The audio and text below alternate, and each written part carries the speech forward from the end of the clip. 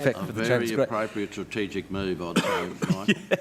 But I think it's great to see a lot of other Sea of Maroon around the room, including, of course, as well to acknowledge the General Manager of Environment Community Services, Mr Nick Hauser, and also I would also like to acknowledge the Portfolio Lead, Councillor Tim McMahon. I would like to open the meeting by acknowledging the Aboriginal parties whose songlines traverse the lands that we do meet on today, the Western Waka Waka, the Guyabal and the Jarrawa peoples, and pay respects to their elders past, present and emerging, for they hold the knowledge, rich traditions and bold ambitions of Australia's first people.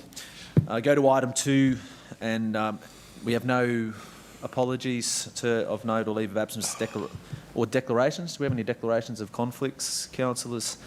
If anything comes up, though, we can obviously address that as it comes. So we do have a number of items to work through this morning for the month of June. Councillors, I always start each meeting so saying again, I encourage and request that we have obviously open and honest debate, but as always doing it in a respectful manner, so hard on topic and soft on people.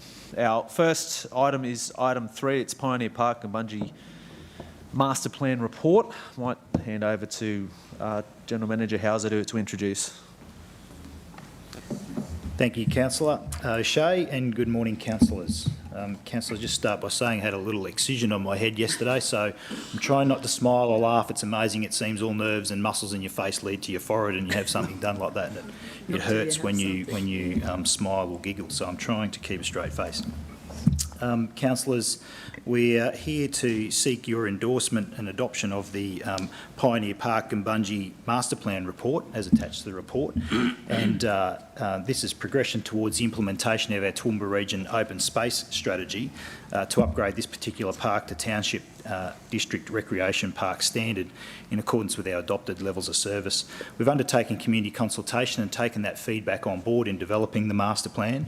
Budget funding is identified and currently available in the draft budget for next year, and your endorsement of this plan today will allow us to progress with the implementation of that park upgrade. The team that prepared the master plan are here with us today to answer any questions that you might have about the process and the detail of the plan, and with that I might sit down and leave it with you. Thank you. Nick, councillors, any questions? Councillor McDonald. Thanks, Mr Chair. Just it's really not necessarily relating to this one, but I just wanted for my own information, the soft fall in these playgrounds, is sand now not something that's used? Is there a replacement to sand? Maybe it's a technical thing. Thank you, Chair. Thank you, Councillor, for the question. In relation to the materials that are acceptable in terms of playground standards, sand is still an acceptable product, as is bark and as is sort of the rubber mulch product. Occasionally with sand we run into issues with perceptions of safety in relation to needles or hidden objects and stuff, so we selectively use sand at specific locations and not at others depending on the nature of the playground facility. Sure, thanks, Mike. Councillor McMahon. Yeah, thanks, Chair. Can I firstly commend this overview? I think it's a tremendous asset to the community of Goombungee. I would like to particularly highlight the exercise equipment, and I've been sort of doing some work to make sure our exercise equipment is of the highest standard and it has full community use, and I really welcome the outdoor gym in this setting. I'd like to remind the community that when you get a master plan, it doesn't happen overnight. It could be a 10-year project to get it all done. My questions, Chair, if I could take the chamber to page 21 of the board books report. 21 of 113. Concerning the community engagement, and it says in the first paragraph that we sent letters to everyone in Goombungee. I don't know how many people that is, but I'd assume 2,000 to 3,000. And then second last paragraph, after the dot points, we had 16 responses for community consultation. I would propose that that number is very low and that perhaps we need to look at a different way of doing community consultation to get a better response from the community. This is their district park node for the whole town, and 16 people had a say of how it was created. I'm wondering if I could have comment on those numbers. Are they what we usually expect?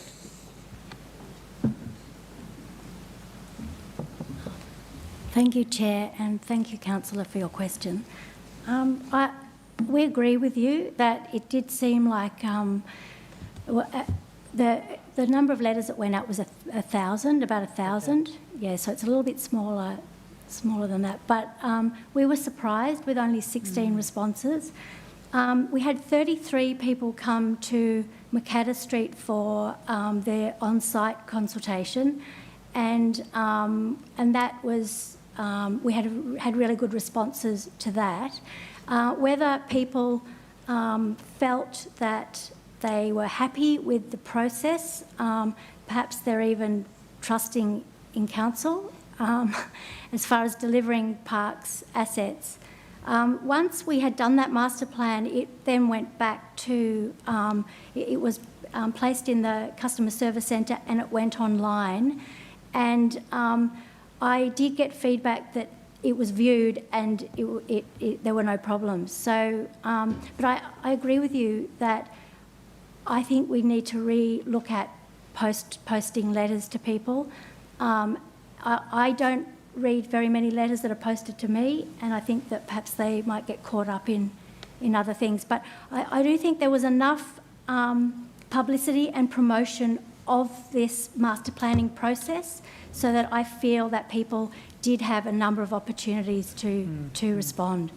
Is that adequate? No. Yeah, thanks for that. But could I have a follow-up?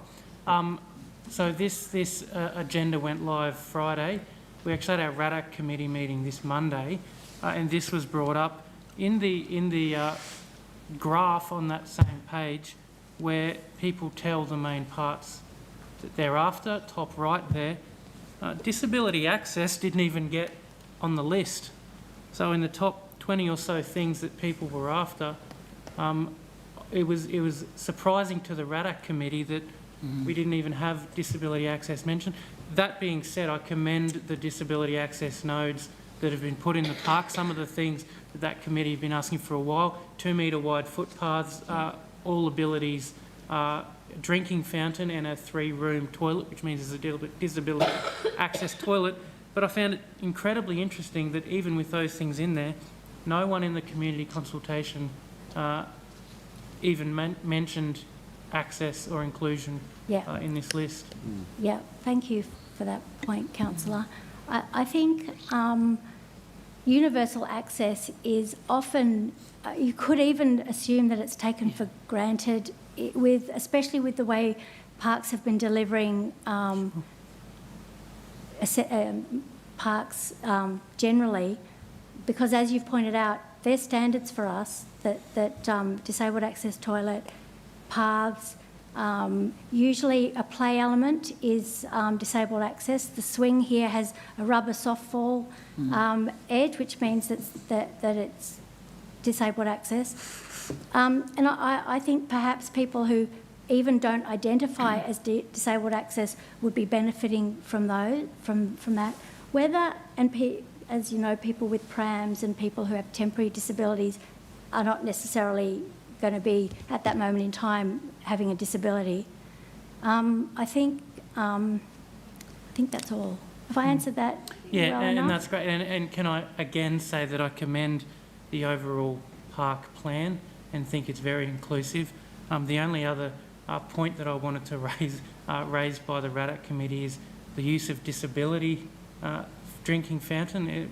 They would prefer the term accessible drinking fountain, just something that I'd bring up. But no, overall, Chair, I'm very happy to commend this report, and I appreciate there's more questions. I thank you for answering them. I'd be happy to remove it at the appropriate time. Okay, so I'll come back. Thank Got a you. couple more questions here. Councillor Carol Taylor. Thank you, Mr Chair. And look, I endorse the remarks on the development of the master plan and thank the team. And I just make a comment around the consultation. If you have a look at it, most of it was held in November 2020. I mean, we've had COVID and other things. 30 people coming to a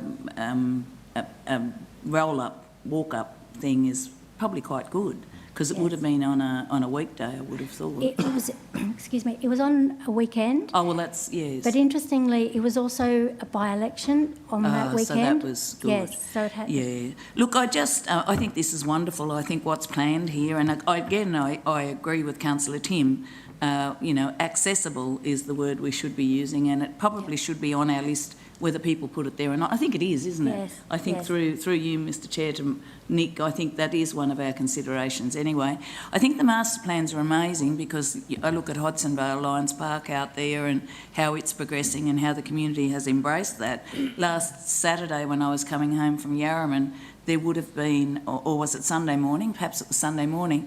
There was no room in the car park. It was just full of car park. But my question is, with this, with these plans that were done in 2016, I think we need probably to have a little bit of a refresh, an overview of some of them. Not in regards to Gumbunji. Most areas are growing, but some of the areas, the demographics have changed since 2016, and other places have popped up. So, and different things have changed. So I really would, I think it's about the third time I've mentioned in here, nothing to do with this. I support this, very much support it. I think it's a very good plan for the park, and I think the community, Gumbunji and the wider community will value it very much.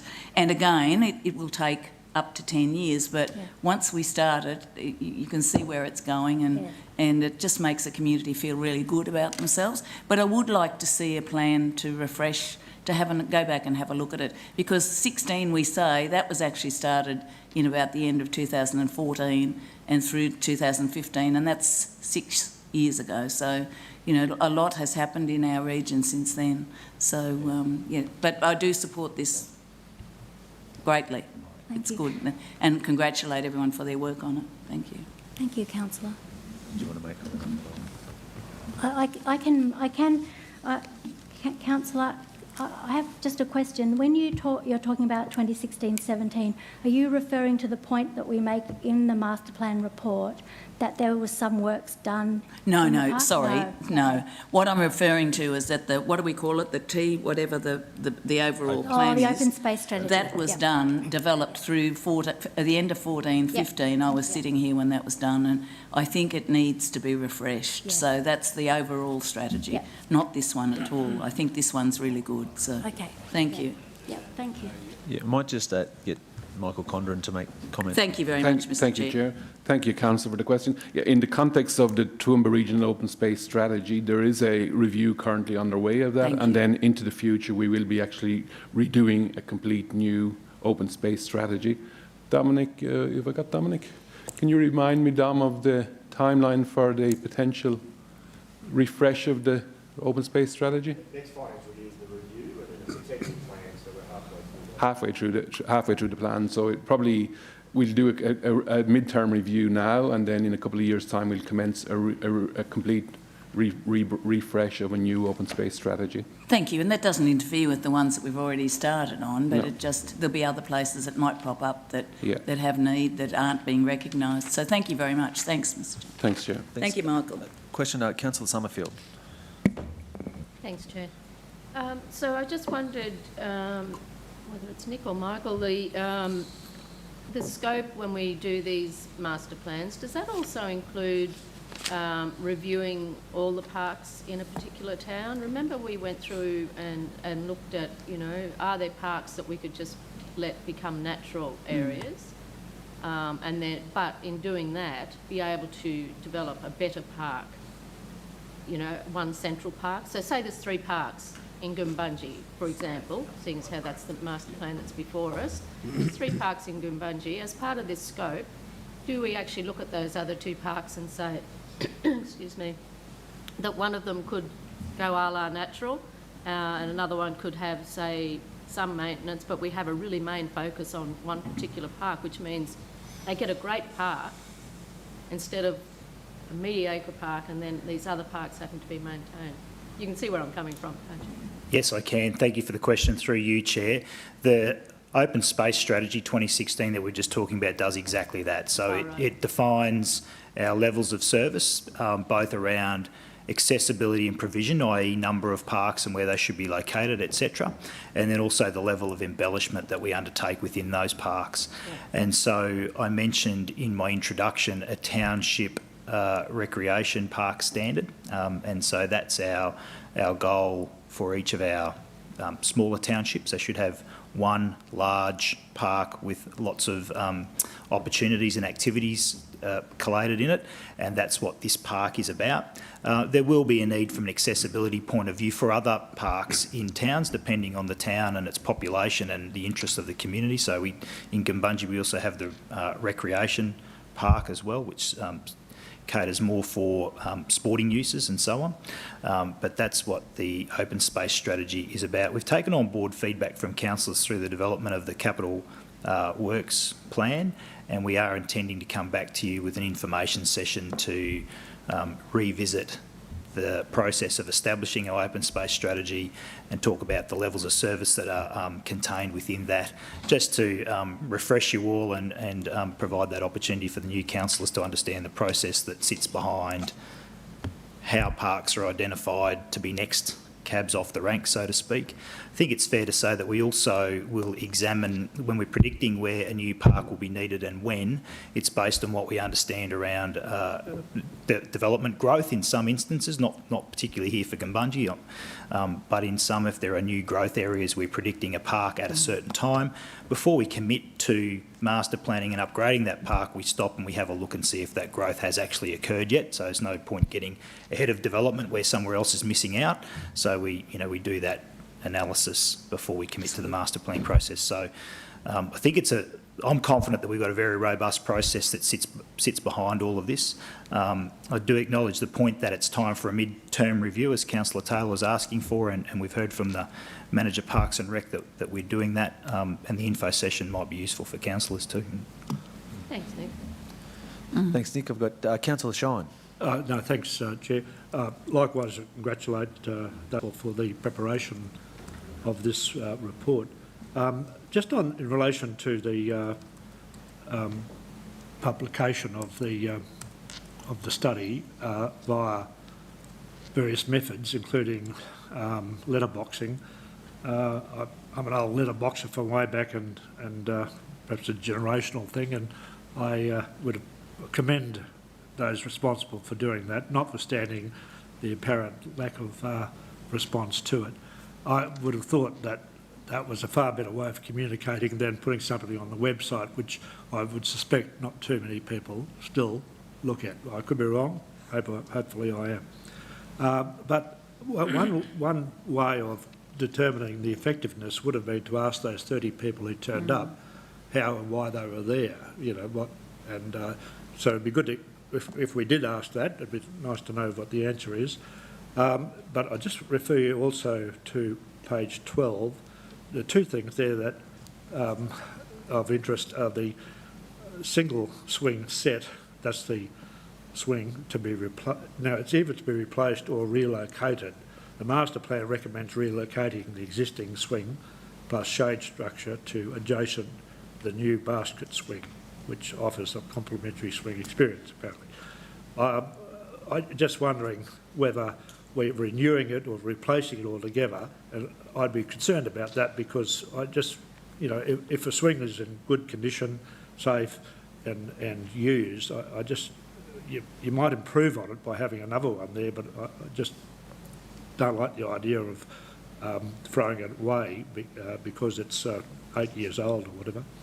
And the final point I want to ask you comments on is the cost of the toilet block. $241,696. You can build a house for that.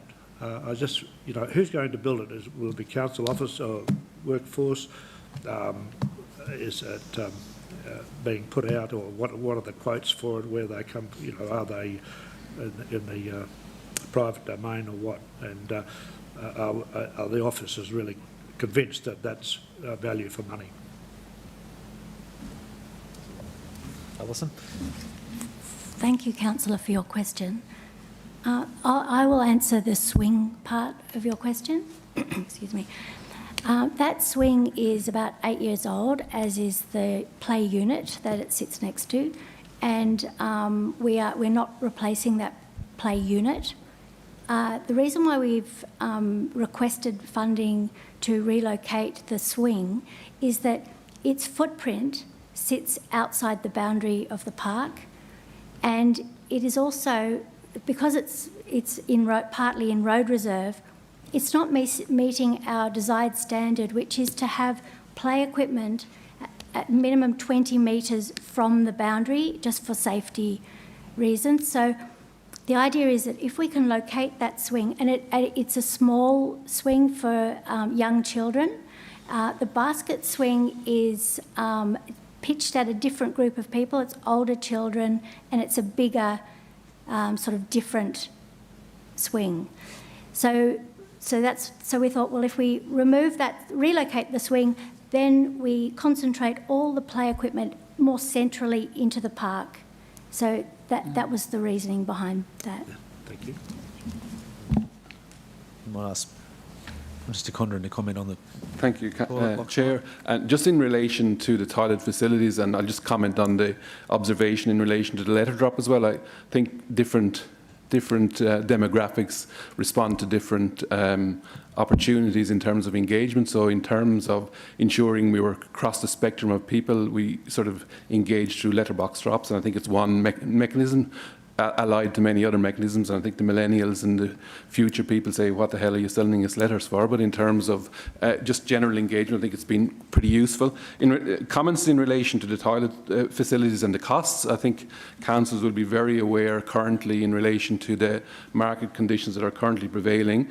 We have currently very, very significant challenges in terms of material supply, toilet supplies, general supplies for blocks, for toilets, for any kind of building materials and supplies. There are very, very significant challenges emerging.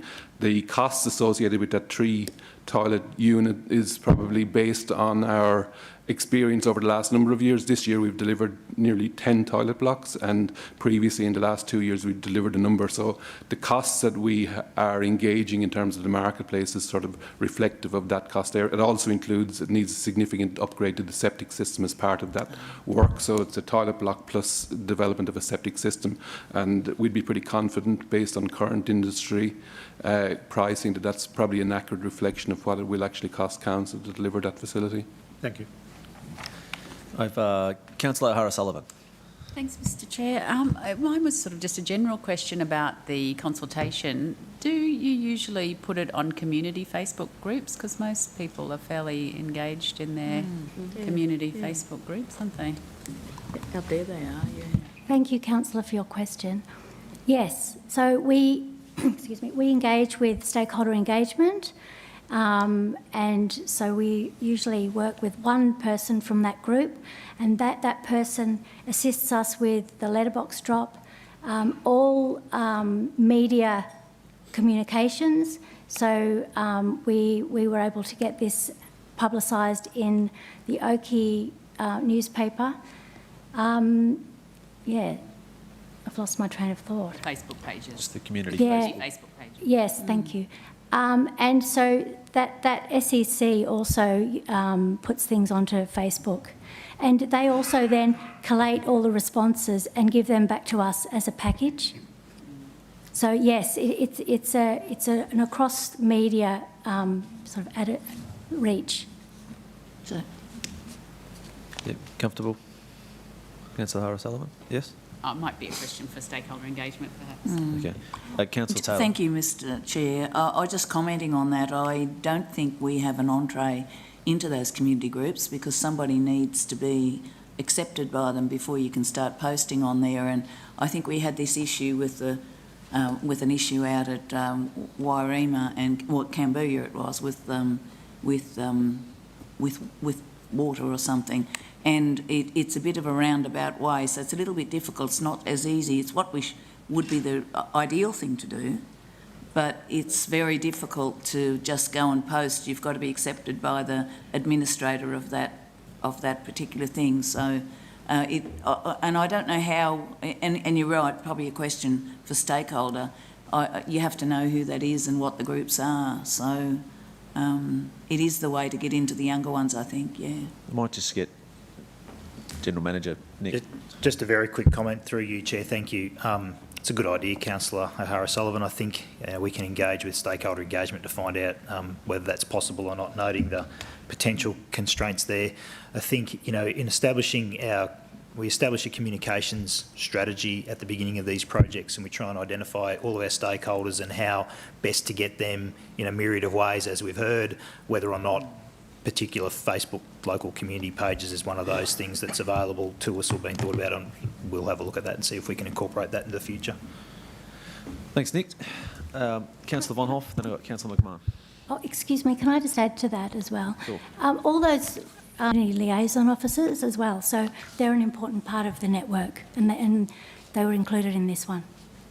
Thanks, Alison. Councillor Von Hoff. Thank you, Chair. Through you, I want to just talk about shading, because as a parent, I know that shade is very, very important, and it's enough to stop me taking my kids to particular parks in the summer if I know that there isn't appropriate shade. And I can see there is mention in the report of some of the shading, but to my mind, it looks like there are parts of it that aren't shaded. On that page, what page are we? 27 of the report. The mouse house, for instance, that doesn't look like there's shade over the top. And that would be something that, little kids in particular would be playing on. Can we have some comment about that, please? It's identified on the map at item number 9.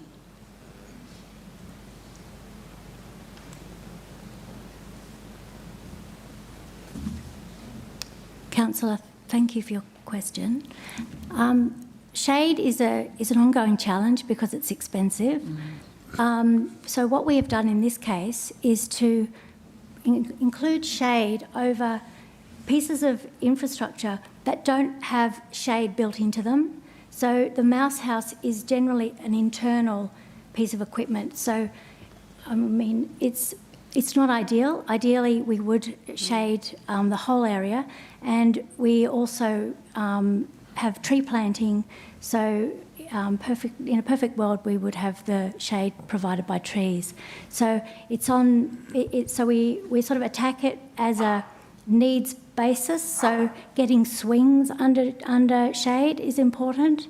But in this case, it's the mouse house that was excluded because of the fact that it is an internal piece of equipment. Kids get into it, but it doesn't fully.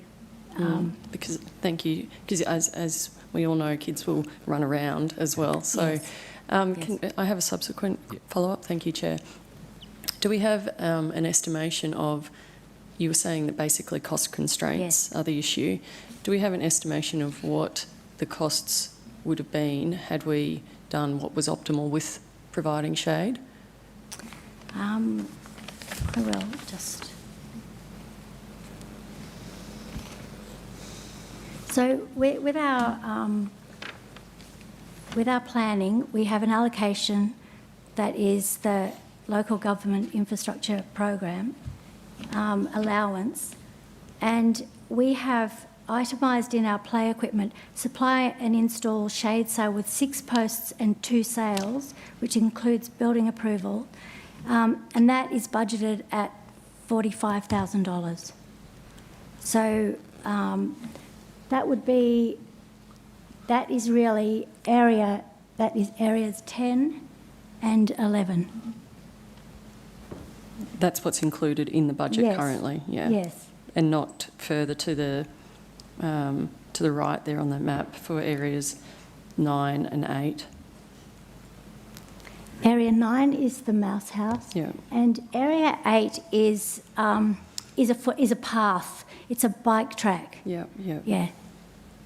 And as you can see, there are a lot of trees that are around that area as well. The melaleucas, yeah. Okay, it's something for us to keep in mind, because if we want patronage at these parks, parents are so mindful under the Australian sun that their kids don't get burnt. Yes. We've got Councillor McMahon. Chair, thanks. Just a few comments regarding what we've been talking about. I agree with Councillor Vonhoff concerning the shade. Of course, it's a big issue that everyone in our parks brings up regularly. I think from looking at this that it is shaded to a higher extent than most parks. It is incredibly expensive, and problem with shade structures is they tend to become a play area for some of the bigger kids and are quite easily vandalised and damaged and don't get a real lot of life expectancy. Just a few comments in generally talking about this idea of the interacting with the Facebook groups. I think Stakeholder Engagement was against that idea because it says fill out the survey, and instead of doing that everyone goes on the comments section and we need this, and they don't actually get taken into the survey, so you still got to fill it out. But just concerning consultation in general, and I raised it because even though our numbers were down, it's imperative we get it right, because it wouldn't be the first time 5 years down the track that people come to me and say, we did this park wrong, we're not happy with it. And my question will always be, were you involved in the stakeholder consultation that took place in your community? Most assuredly the answer is no. So I think from a perspective of those possible complaints in 5 or 6 years or however long down the track, I think it's important that we do it right. And I'm happy to see that I think we're making every effort to do so. Thank you. Thanks, Councillor Marnie. I think it's important to note that when you look at that stakeholder engagement, whether it's via letterbox drop, online, have your say in the community, in the centres and things like that, there's been probably a wide variety of attempts to target all different areas, whether they're online, digital, paper, letterbox.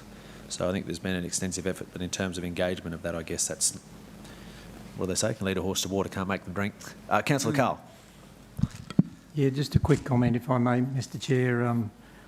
It's important for us to realise that this is a master plan and that it is able to be amended, and there are opportunities able to be taken both in design and as a result of possible subsequent community engagement at other stages, because as Councillor McMahon has stated, this may happen over a number of years, the full realisation development of this site. So there's ample opportunities for us to touch.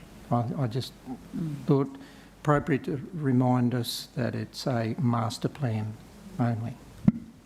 Thanks, Councillor Carl. Well, if there are no further questions, I did have a mover. Councillor McMahon, you were happy to move, correct? Do I have a seconder? Councillor Carroll Taylor. Does anyone wish to go into debate?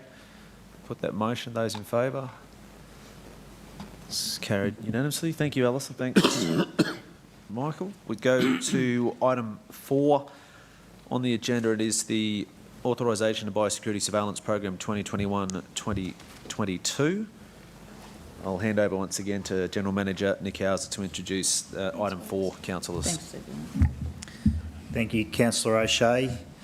Councillors, the Biosecurity Act requires council to undertake biosecurity surveillance programs, and the proposed program that we present to you today is being prepared by our pest management officers and has also been discussed with various agencies as required.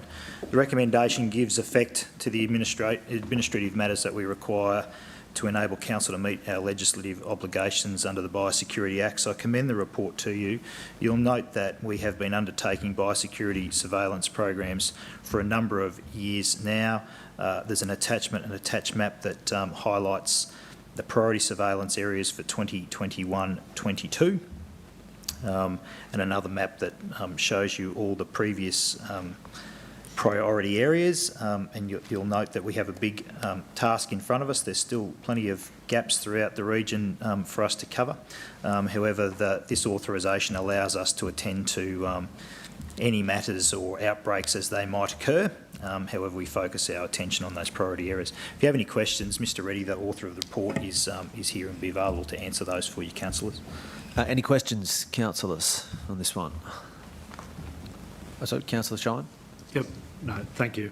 I'm just wondering, as a matter of interest, what type of pest or weeds really are most prevalent at the moment? Often different ones come about every so often. Is there a outbreak at the moment of a particular type of weed, for example? Thanks for your question, Councillor. The range of weeds that are what they call these days invasive biosecurity matter, or invasive plants, is wide. There's a great big list of them in the Act. I won't go into what all of them are. Standard ones that we deal with in this area, the likes of African boxthorn, velvety tree pear, mother of millions, those sorts of ones. Occasional outbreaks of, well, we've got a case of Chilean needlegrass that's been in that Clifton area for many years that we're now starting to get well and truly on top of after many, many years of work. More recently, councillors will be aware of the Parthenium issues. That one is in the process of being dealt with a number of mail-outs to people in the infected areas, roadside signage, visits to properties, working with individuals. That one will be quietening down now for a little while with the onset of winter, but we expect it to come back in once the weather starts to warm up in spring, and our officers will be preparing for what they need to do in that instance. Right, no, thank you. Is fireweed a problem at the moment? Fireweed is an interesting one in that there are many, many fireweeds. There's only one that's actually a declared pest, and that's the Madagascariensis variety. We don't have a lot of it in the Toowoomba region. It is windborne. There's a lot of it to the east of us in the Lockyer Valley. We do get occasional reports and confirmed instances of it in that area to the north and to the east of the region, and a little bit here and there. We investigate all instances, but the vast majority of fireweeds that we find within the Toowoomba region are the native fireweeds. You contact people, or endeavour to contact people before calling on them. Do you have any problems in relation to property owners cooperating with you? We generally don't have any issues with property owners allowing our officers access and being prepared to work with them and talk about what's on their properties. We occasionally have levels of non-compliance with people not wanting to take action. We had one notable one in that Parthenium management area, but through persistence we've actually gained compliance from that landholder now, and they're actually starting to take the actions that they need to. We don't like to go down the line of forced action by council by way of penalty infringement notice or by enter and clear actions where council would go on or get a contractor to go on and take an action. That's very much our last resort, but it is an option available to us under the Act. The elimination of the matter to which you referred can be expensive. The material that's needed to be applied. Is that one of the major reasons why people may not want to cooperate, the cost of it? To what level that would play a part, I'm unsure, Councillor. What is more often the case is that it's a lack of knowledge, that lack of action on their part will have a wider impact than just on their activity. Thank you. Mayor Antonio. Can I just ask about the relationship that we have with the government in respect to Crown land? As I talk to people right across the whole region, anyone that lives close to Crown land very often tells me that there's a fair amount of neglect, and I've experienced that living next to Crown land. Do we have a relationship with them, and what are the controls on the management of Crown land that would assist us in our efforts to reduce the amount of biosecurity issues? Our officers liaise with the managers of those various Crown land blocks as and when required. You know, if we get a complaint, we'll seek out the relevant land manager for that parcel and have a discussion with them. The previous Act gave local government no power whatsoever in regards to management of pest plants on Crown lands. The new Act has changed that somewhat in that we now do have the ability to issue a biosecurity order on the holders of that Crown land. We've not found the need to do that to date.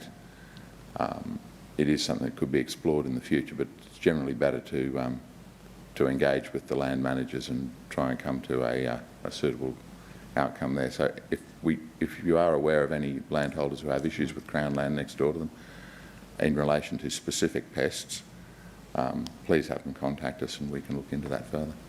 I think it covers also the area of feral animals, and I think that's well noted around the area. Yeah. But anyhow, I'm thankful that there is a change in the opportunity for us to have a say.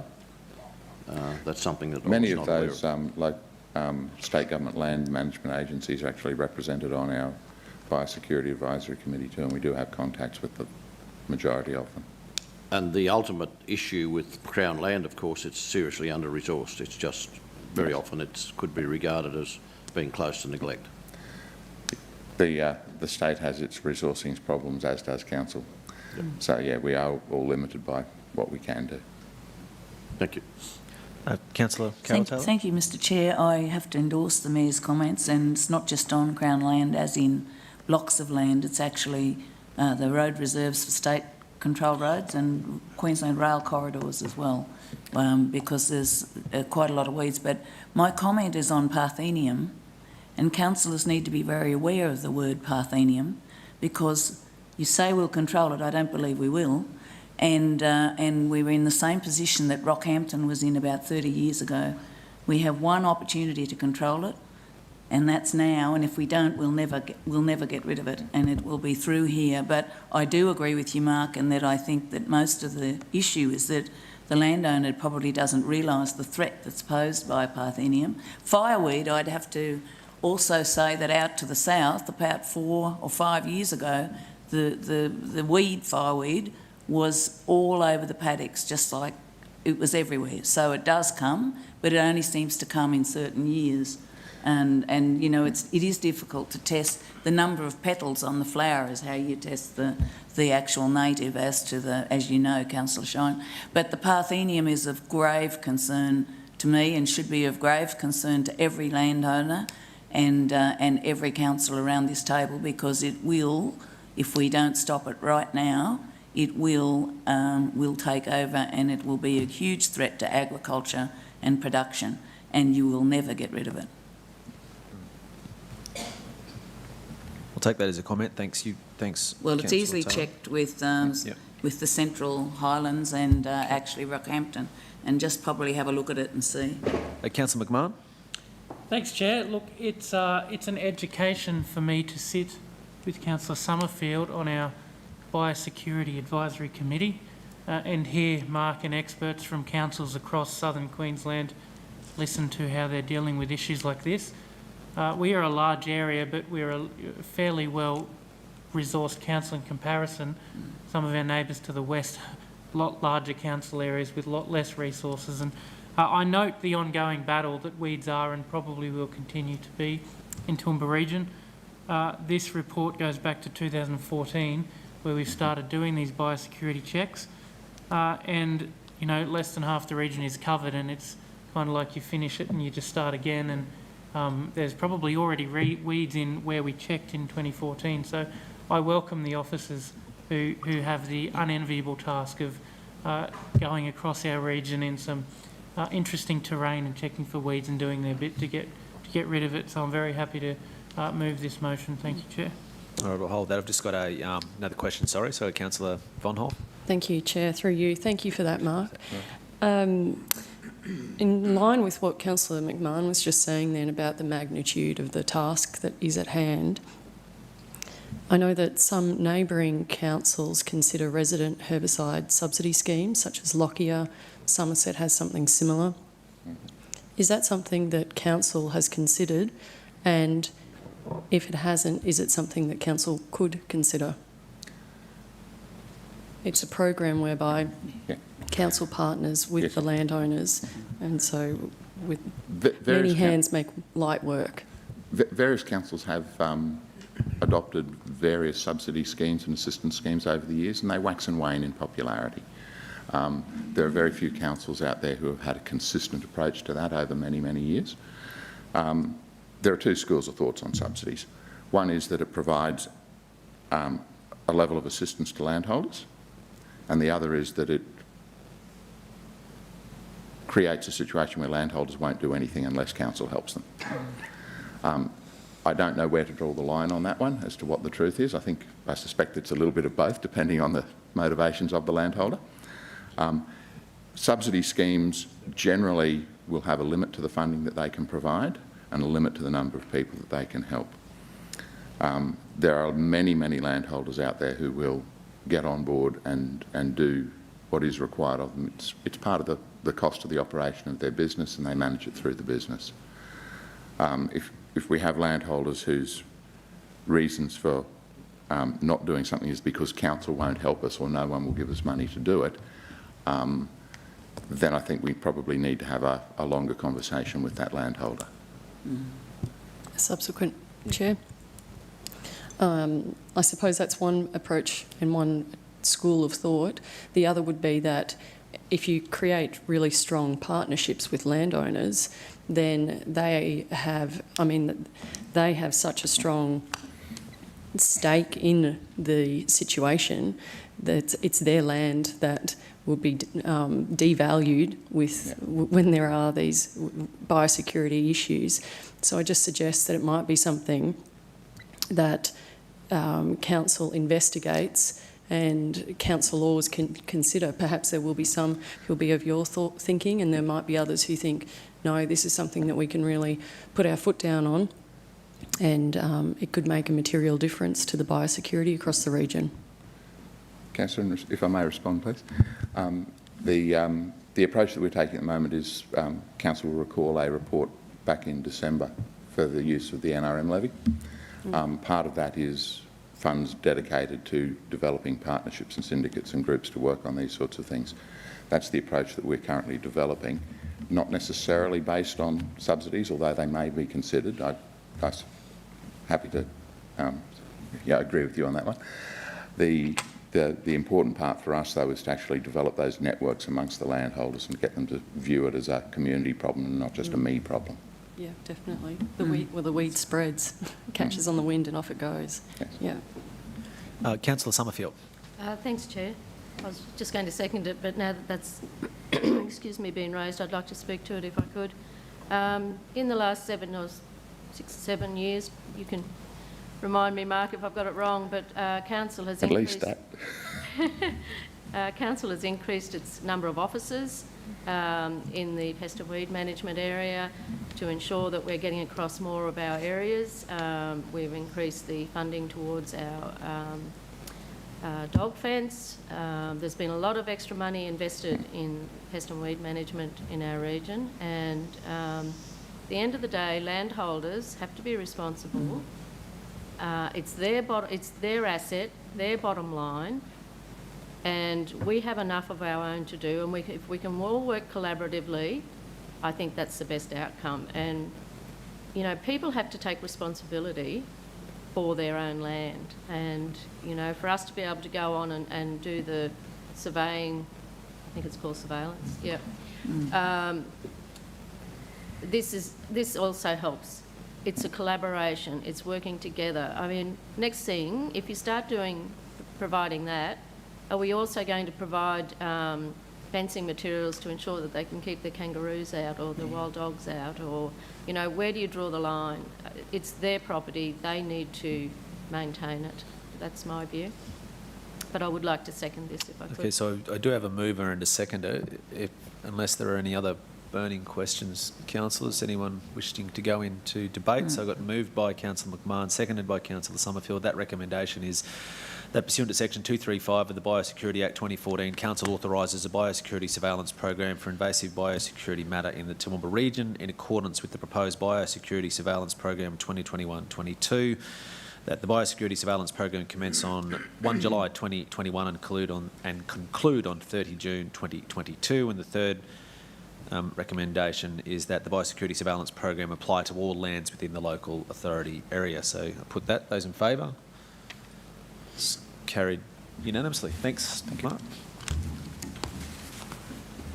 Councillors, we go to item 5, the Community Grant Sports Tourism Event Program Approval for May 2021. I might just hand over to Agenda Matter Nick Hauser as well. So just an update, councillors, just on this particular item and an item that has been handed out this morning, just updating some matters in the actual report. Thank you, Councillor O'Shea. Councillors, Thanks. Mr Beejan is handing you out an attachment. It's an update to the attachment that's been provided in board books, and I'll explain it to you in just a second after he's had a chance to distribute that. I'll introduce the report, councillors. The Sports Tourism Event Grant program is open, is a little bit different to our other community grants programs in that it's open at any time whilst funds remain available.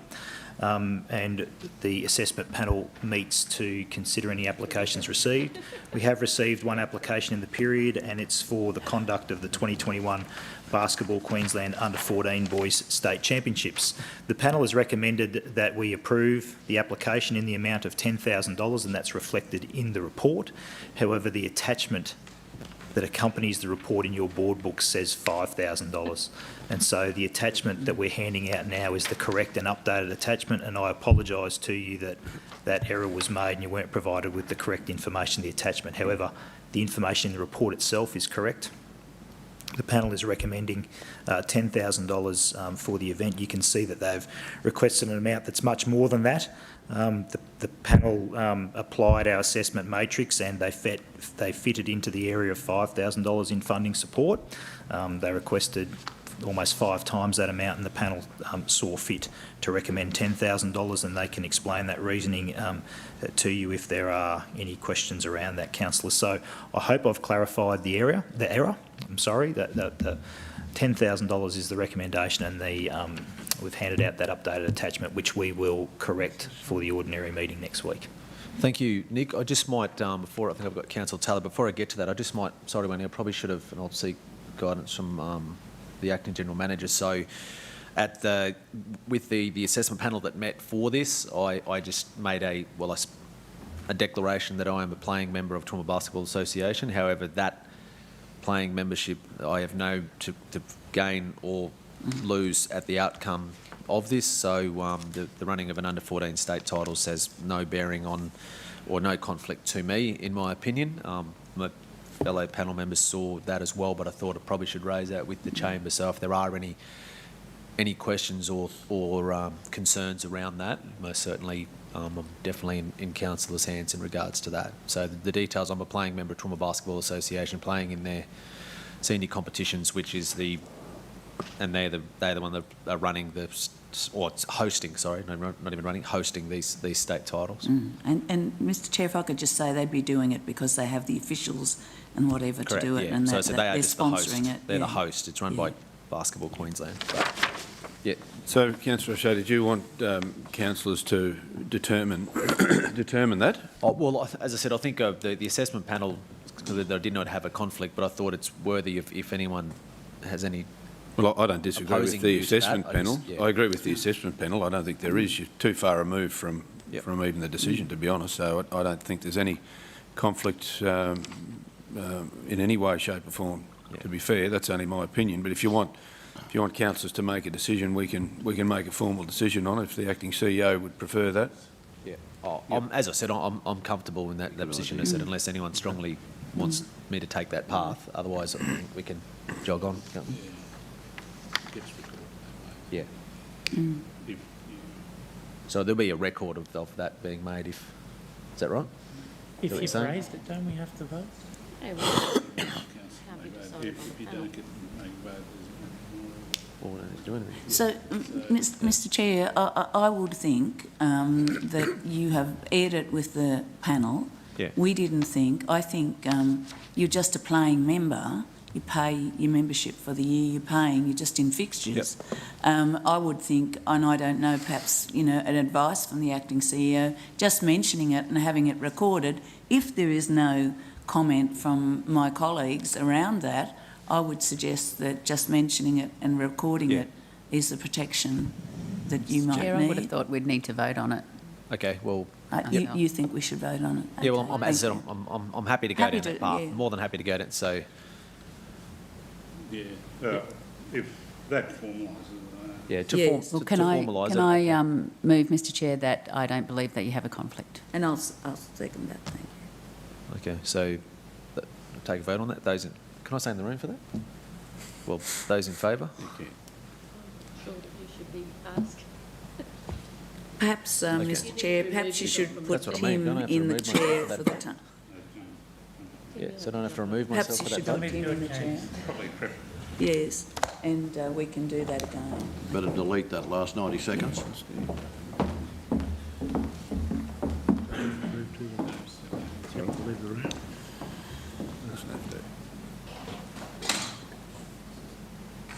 Councillors, with Councillor O'Shea removed, we have a motion from Councillor O'Hara-Sullivan that he does not have a conflict of interest. Did you want to provide reasoning around that, please, Councillor O'Hara? Thanks, Chair. I think for the reasons stated, he's at arm's length. I'm not sure who's running it and his participation, but, you know, has nothing to gain or lose by... Are you guys happy? You recorded that? Is that enough? Good. Explanation, Wendy? Yeah. Moved by Councillor O'Hara-Sullivan, second by Councillor Taylor. All those in favour? Passed without dissent. Thank you. I'll vacate the chair.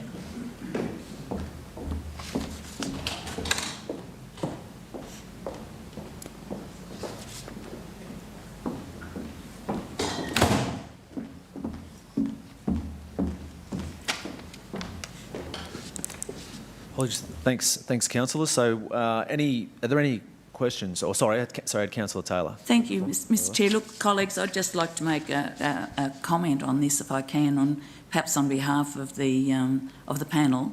I was around 12 years ago when Toowoomba hosted the junior basketball, and I think that the 569,000 there, return on investment of 57-1, is probably undercooked a little bit, because these are all juniors, and with them come their families and their, you know, sometimes, some cases, you know, their grandparents and supporters and school teachers and whatever else. And there were people just everywhere. And I think the accommodation houses were booked out and everything else. I think that, and I'm sure it was the thinking of the panel that, you know, for the 10,000, as we've said, they've asked for the cost of the venues themselves is $23,080.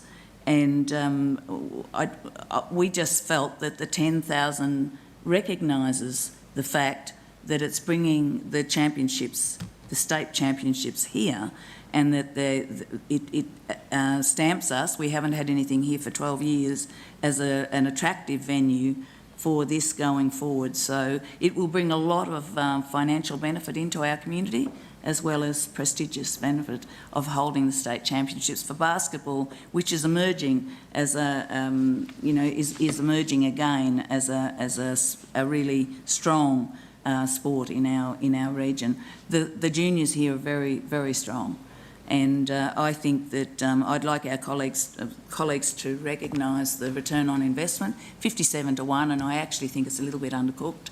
And I think that it's worthwhile, and I think the 10,000 recognises that. It's probably around a third of just the venue hire, so that was our thinking. Thanks, Councillor Taylor. Are any further questions around this? Councillor Summerfield? Thank you. So given that the request was for 23,000 and the report is recommending 10,000, will they have the financial, and I'm not suggesting it should be anything other than 10,000, would they have the financial capacity to actually deliver this? And if, I mean, my concern is if we got other applicants, not that it's going to be likely, it's nearly the end of June, but it would be tying up funds if... I can probably, Councillor, I can probably answer that. The answer to that is yes, it's on next month, and whether, I suppose whether they receive this funding or not, but there is the capacity there, yes, to deliver it. Does that satisfy you? So you're aware of their financials? Well, through the application. Oh, righto. Is that, I don't know if you want to add anything, but I mean, yeah, through the application they put forward, yes. Thanks for the question, Councillor, and through the Chair. Yes, that is correct. They are aware of the level of funding that they could expect to receive. I'm not sure whether they're aware that could be anything over 5,000 at this stage, but they are prepared to fund the rest. Thank you. I think it's all right. Was it Councillor O'Hara-Sullivan? Question? Yes, thank you, Mr. Chair. I would be curious to know about why, you know, what the mechanism was of thinking that they qualified for 5 and then decided to give them 10. How did that? Are you happy to answer that on behalf of the panel, Councillor Taylor? Perhaps we should get Ross to answer that with the policy, like with what the guideline is. And I guess it has come up before that it's a little bit... I'll wait for you, Ross, and then I'll comment. Thanks for the question once again. The application scored a total of 14 out of a possible 27. The only reason they didn't score 27 is because of the number of spectators, and even though that's exceptional, they're expecting 1,300 to 1,400 spectators and participants and officials. It is not the highest category in our assessment criteria. It doesn't attract international, which is one reason why it didn't get a top score. It's operating for 4 days, I believe, the 2nd to 5th of July, so it's not a full week or longer. They didn't have additional community activities, which would have put them at a higher score, and it was a one-off event with no great potential for this particular event to become an annual event. That's the only reason it didn't score the highest score.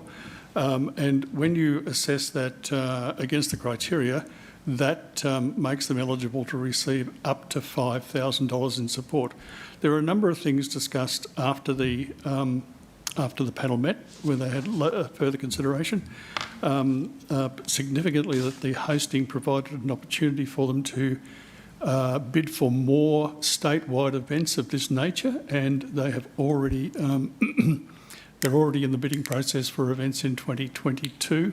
As Councillor Taylor said, it's 12 years since they've been able to host an event like this at a state level. That's because specifically of their lack of, they don't own any venues and they have to hire off Grammar, Glennie and USQ. And the panel also recognised that it's been a very difficult season with COVID and that it had an impact. And at the end of the financial year, we did have some available funds left over, which was pretty unusual for the sport tourism program. In a normal year, it would be fully expended by this time. If I could add to that, Mr. Chair, now, thank you. We need to, thank you, Ross, through you, thank you, Ross. You need to remember these are boys under 14 years old. They're juniors. So they're unable to go and conduct clinics and whatever at school, which we normally have when we've got, say, the tennis that's here or other things. They usually go, or the golf, they usually go and have clinics at the school. These are junior, these are under 14s. Same reasons why there are no internationals. Apart from COVID, you wouldn't be able to have internationals, but these are under 14 students. So, or basketball players. And another thing to take into account when you're looking at that, as far as spectators are concerned, is that the actual capacity of the venues that are being used impact on the number of spectators that are able to go there. It's not like at USQ where you can have a great lot of spectators.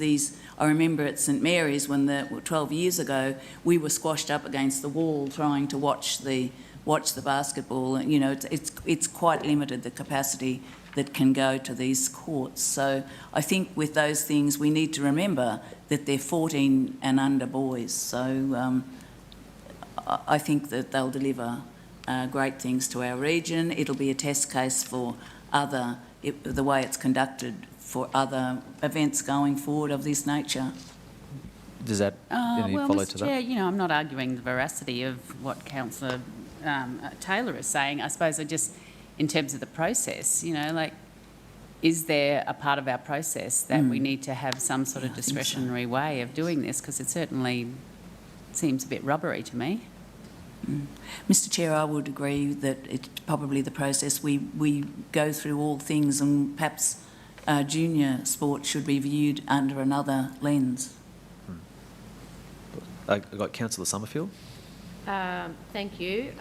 Probably in line with Councillor Megan, I'm seeking clarification that we've gone outside the guidelines of the policies here, and if we have, is it appropriate for a panel to make that decision if that is what we've done? And I'm seeking that clarification. I'm making a recommendation. Thanks, Councillor, through the chair. Yes, it is outside the guidelines of the program, and I'm sure the panel are aware of that.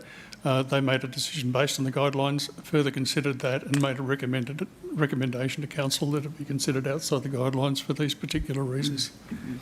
I think if I could follow on. Yeah, sure. I think if council has an appetite to have waiting for particular events, and an under-14s basketball, obviously that goes to everyone's heart, but that we have a policy there for a reason, and the reason why we keep putting these policies in place is so that we've got guidelines to work on. And I think if we need to do a policy review, that we do that. If there needs to be a waiting for junior sport or whatever other reason, but I'm not comfortable. Okay, yep, understand. Any other questions or Councillor McDonald? It's a question, I guess, and perhaps a comment. Junior sports, and I just reflect on the state touch championships that have been on the weekend the last 4 days, and it's interesting that junior sports will often bring more people, yes, exactly, because they bring families who ultimately will stay in various accommodation places. So I'm not sure whether the panel considered that as one of the reasons for this, because it's far different from senior sport in that regard. Was that taken into consideration by the... Yes. Through you, Mr Chair, yes it was. Okay. Councillor Shine? I just mentioned that, as mentioned by Ross, it's unusual for money to be over at the end of the financial year, but because of COVID, it was a substantial amount was over, and I think that therefore this financial year will be the exception to the rule for that reason, and there's no real concern about going outside the guidelines for the future. Just make it General Manager Nick Hauser to make comment. Councillor Shine? Councillors, I'm just reading the Community Grant Program, Sports Tourism Event Grant Program Guidelines. It's attachment 3, I think. And on page 3 of 10, funding amounts, 3 of 10 on 53 of 113 in board books, the last paragraph says, each criterion will be graded according to the information supplied, and overall grading will be calculated for the event, with this grading providing a guide as to the level of the council support the organisation may be able to access. So my interpretation of guide is that it's a guideline. It's not set in stone. We do then provide some guidance around where the overall assessment fits in terms of the score. So on the next page we've got events with an overall grading of 23 to 27, funding of up to $15,000 and so on and so forth. And this particular event scored 14, which put it into 13 to 17. So in normal circumstances, the guideline is that's around $5,000. Now the assessment panel, and I'm not part of the assessment panel, so I can't speak on their behalf. The assessment panel has considered a number of other factors and taken that guidance on board and suggested and recommended to council that we provide support over and above that. It's only a recommendation to council. It's ultimately council's decision, as all community grants recommendations are. In relation to junior sport, an observation that I would make, and somebody used touch football as an example, was that Councillor McDonald used touch football as an example. Typically outdoor sports such as that don't pay any hire fees for their fields for junior sport. Council charges no hire fees. If we were to hold a junior touch football carnival, there would be no hire fees associated. One of the key considerations that Councillor Taylor suggested here was the fact that they're up for large amounts of venue hire for this particular facility. So that's something that differentiates it a little bit from the outdoor sports that might be conducted. So just not trying to justify the recommendation, trying to provide some additional information from my perspective as I sit there and consider it and put that on the table for you. Thanks, Nick. Councillor Summerfield?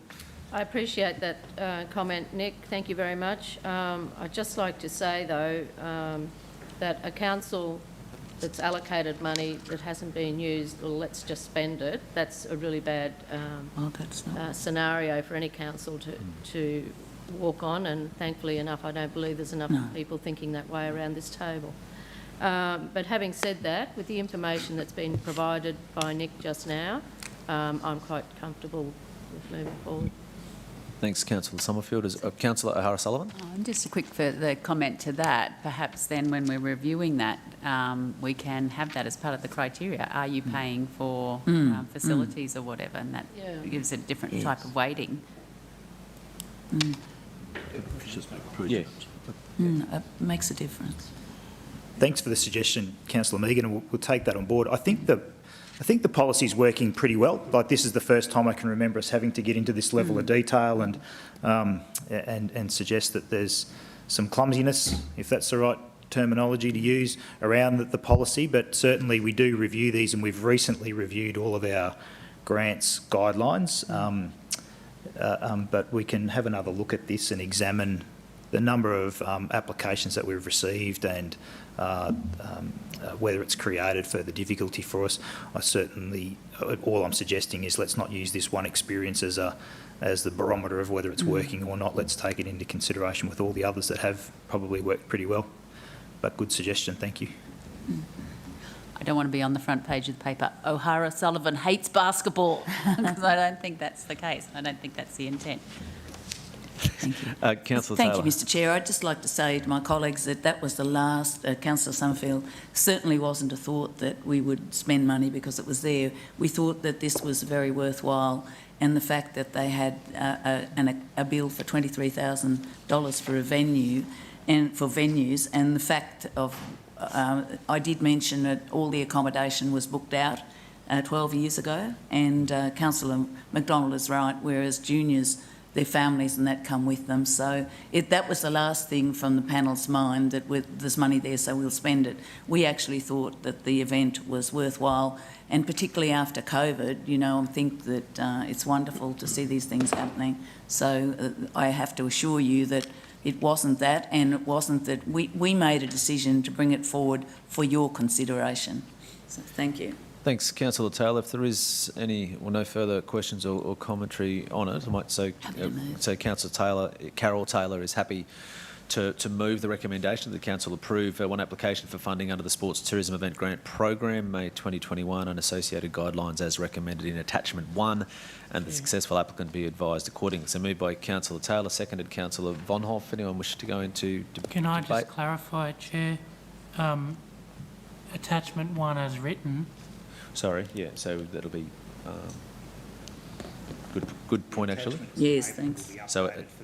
So the attachment as table will be updated for the ordinary meeting. So that therefore that recommendation will be correct. Okay, so just for clarification on that. Thank you. So that will be as per attachment 1 will be as per what was handed out today. Is about what we're talking to. So. Okay, so I'll put that to the vote. All those in favour? It's carried. Thanks, Ross. Thanks, Ross. Item 6, councillors, on the agenda is Core Community Support Program 2021 to 2022 to 2022-23. Daryl Bates is here to present this one, but I might just hand over to General Manager Nick. Similarly in this one, councillors, there will be a few updates that will be made to the attachment for when we reach Tuesday. Mr Chair, could I just mention that in this report I noticed that there is a proposed change to include the Highfields Pioneer Village to be added to the insurance system. I'm a member of that organisation, and whilst I have no knowledge of this item and never go to a meeting, I have no control over the influence in the running of the organisation. I am a member and declare that. And if I should not be a part of it, I'm happy to leave the room. Do you want to? And sorry, Mr Chair, as well, similarly, I'm a financial member of the Hodsonvale Community Sports Club Incorporated, which is on the last page, second last page. Thank you. Along with hundreds of other people. Chair, you're looking at me like I'm going to say, put my hand up for a declaration too, but no, my understanding through you to the CEO is that membership is not reason for a declaration of a conflict. So in both instances, I don't believe that their membership precludes them from being able to participate in these conversations and votes. Correct. I don't disagree, but it ultimately is each of councillors' personal position as to whether they deem themselves in that light or differently to that. So I've just got to ask through your chair, each councillor needs to make their own determination. So maybe we start with Kerry and then go with Councillor Taylor. I'm not on the committee. So,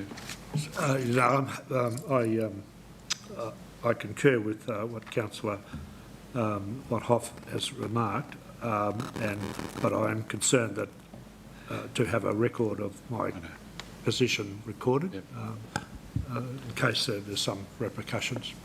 Okay, so we'll test that one. So we'll do one at a time. So, okay. So, does anyone have any questions for Councillor Shine? Can I just get clarification there, please? I don't think it has to be tested by the room because they're simply members. That the Act says quite clearly that if you're a member of an organisation, you don't have a conflict. However, Councillor Shine has requested that his membership be noted in the minutes, that's all. Yeah, similarly, that's my understanding. If you're just a member, if you're on the committee or a board, there's... Well, I suppose, sorry, I was of the impression that you wanted it tested, Councillor Shine. Sorry, I was concerned that it may not be noted in the minutes. That's all. I just want a record of it. Okay, well, that's...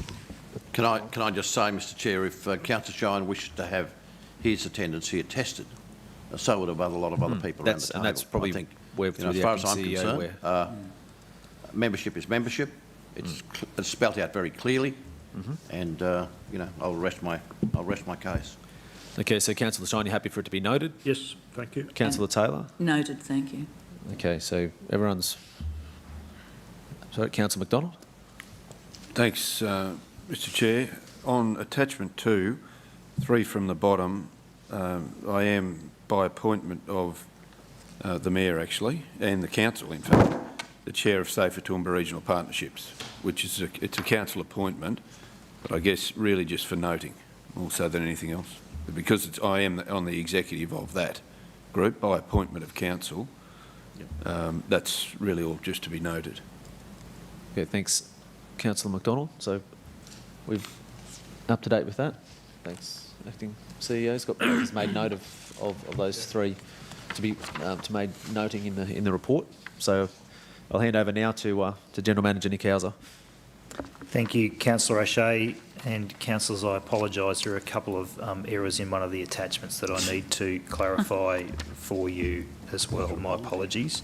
However, before I do that, you will be aware of our core community support schedule. We had an information session on this recently, and council supports community groups in a number of ways on an ongoing basis without the need for them to apply for funding through our community grants programs. There is consistent payments that we make to organisations as per the attachment, which would be attachment number 2.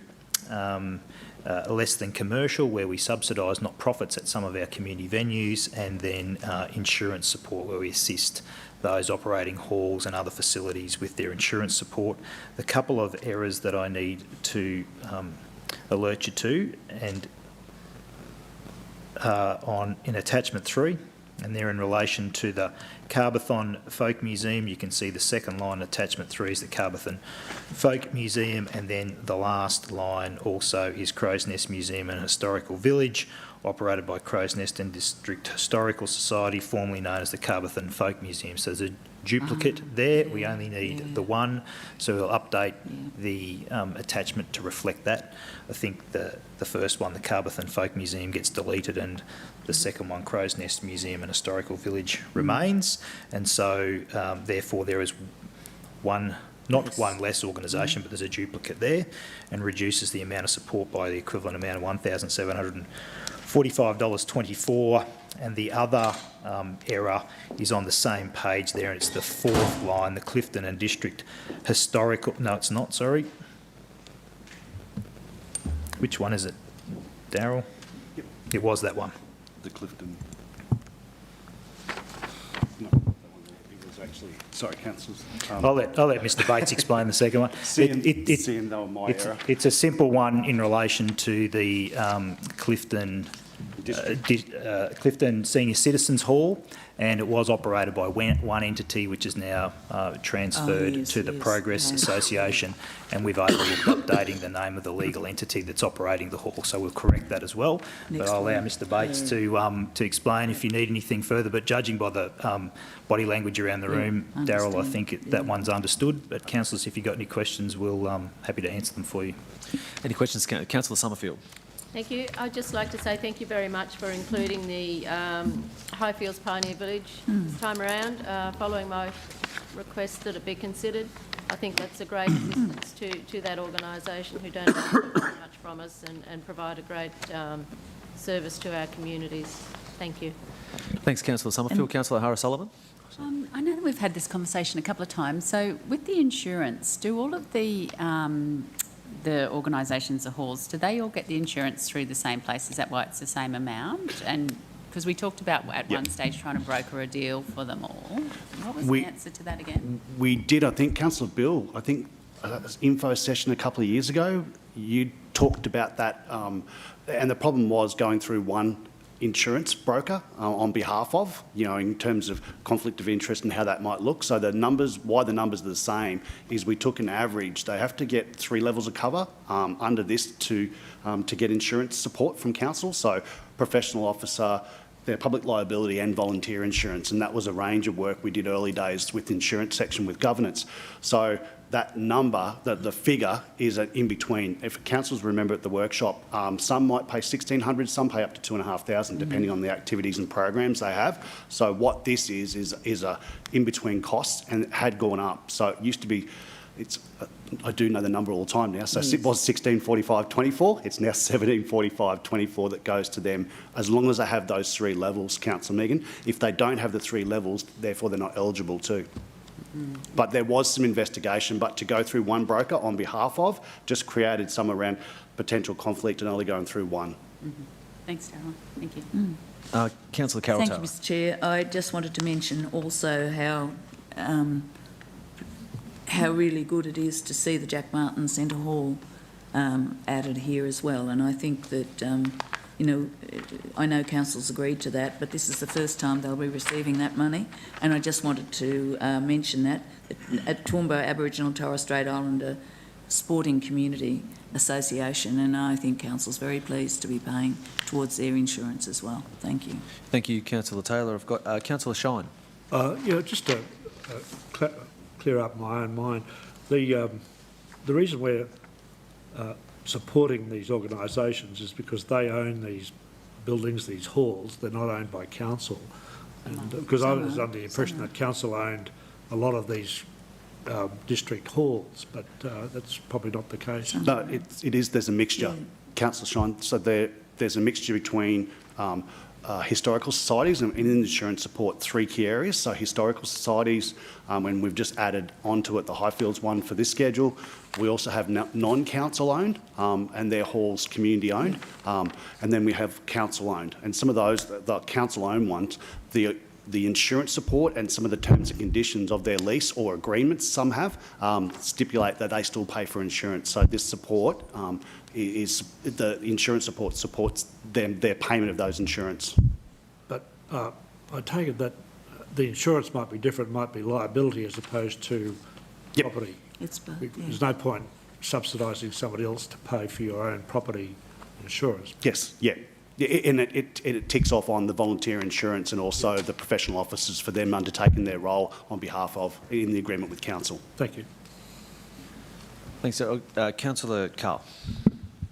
Thanks, Chair. Through you. Darryl, are you aware of any feedback around the scenario of insurance being harder to obtain by these groups around volunteers, liability, that sort of stuff? I just received a bit of feedback recently from another sector that it appears as though it's becoming increasingly hard that large insurance companies are clearing stuff off their books because of, for whatever reasons, risk or return or that sort of stuff.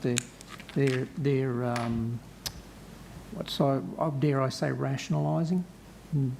Councillor Bill, we haven't found that yet, and if there's organisations happy to provide details for me in terms of, and we have a breadth of cover, we don't go through one company, organisations don't go through one, and what we say to the groups, and in early days when we were undertaking this scheme from council, was to go out and check it, because some roll it over every year with the same one, and it's always good to check that.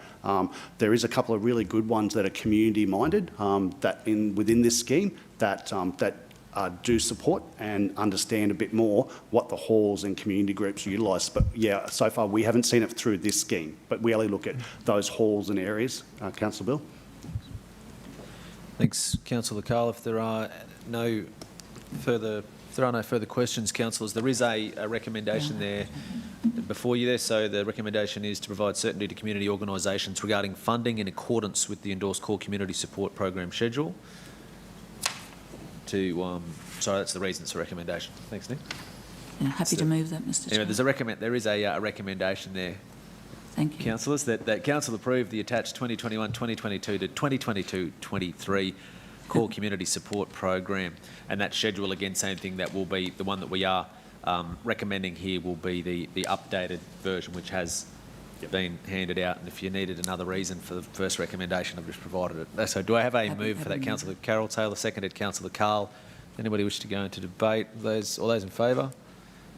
It's carried unanimously. Thanks, councillors. Okay, Council, I think we've got one more item. One more item on the environment community, so we might break after this item with your approval. So item 7, councillors, is the terms of reference to the Multicultural Advisory Committee. So we have the Multicultural Officer Roberto Garcia here to help make the presentation of this. Councillor to introduce once again. Thank you, Mr. Chair.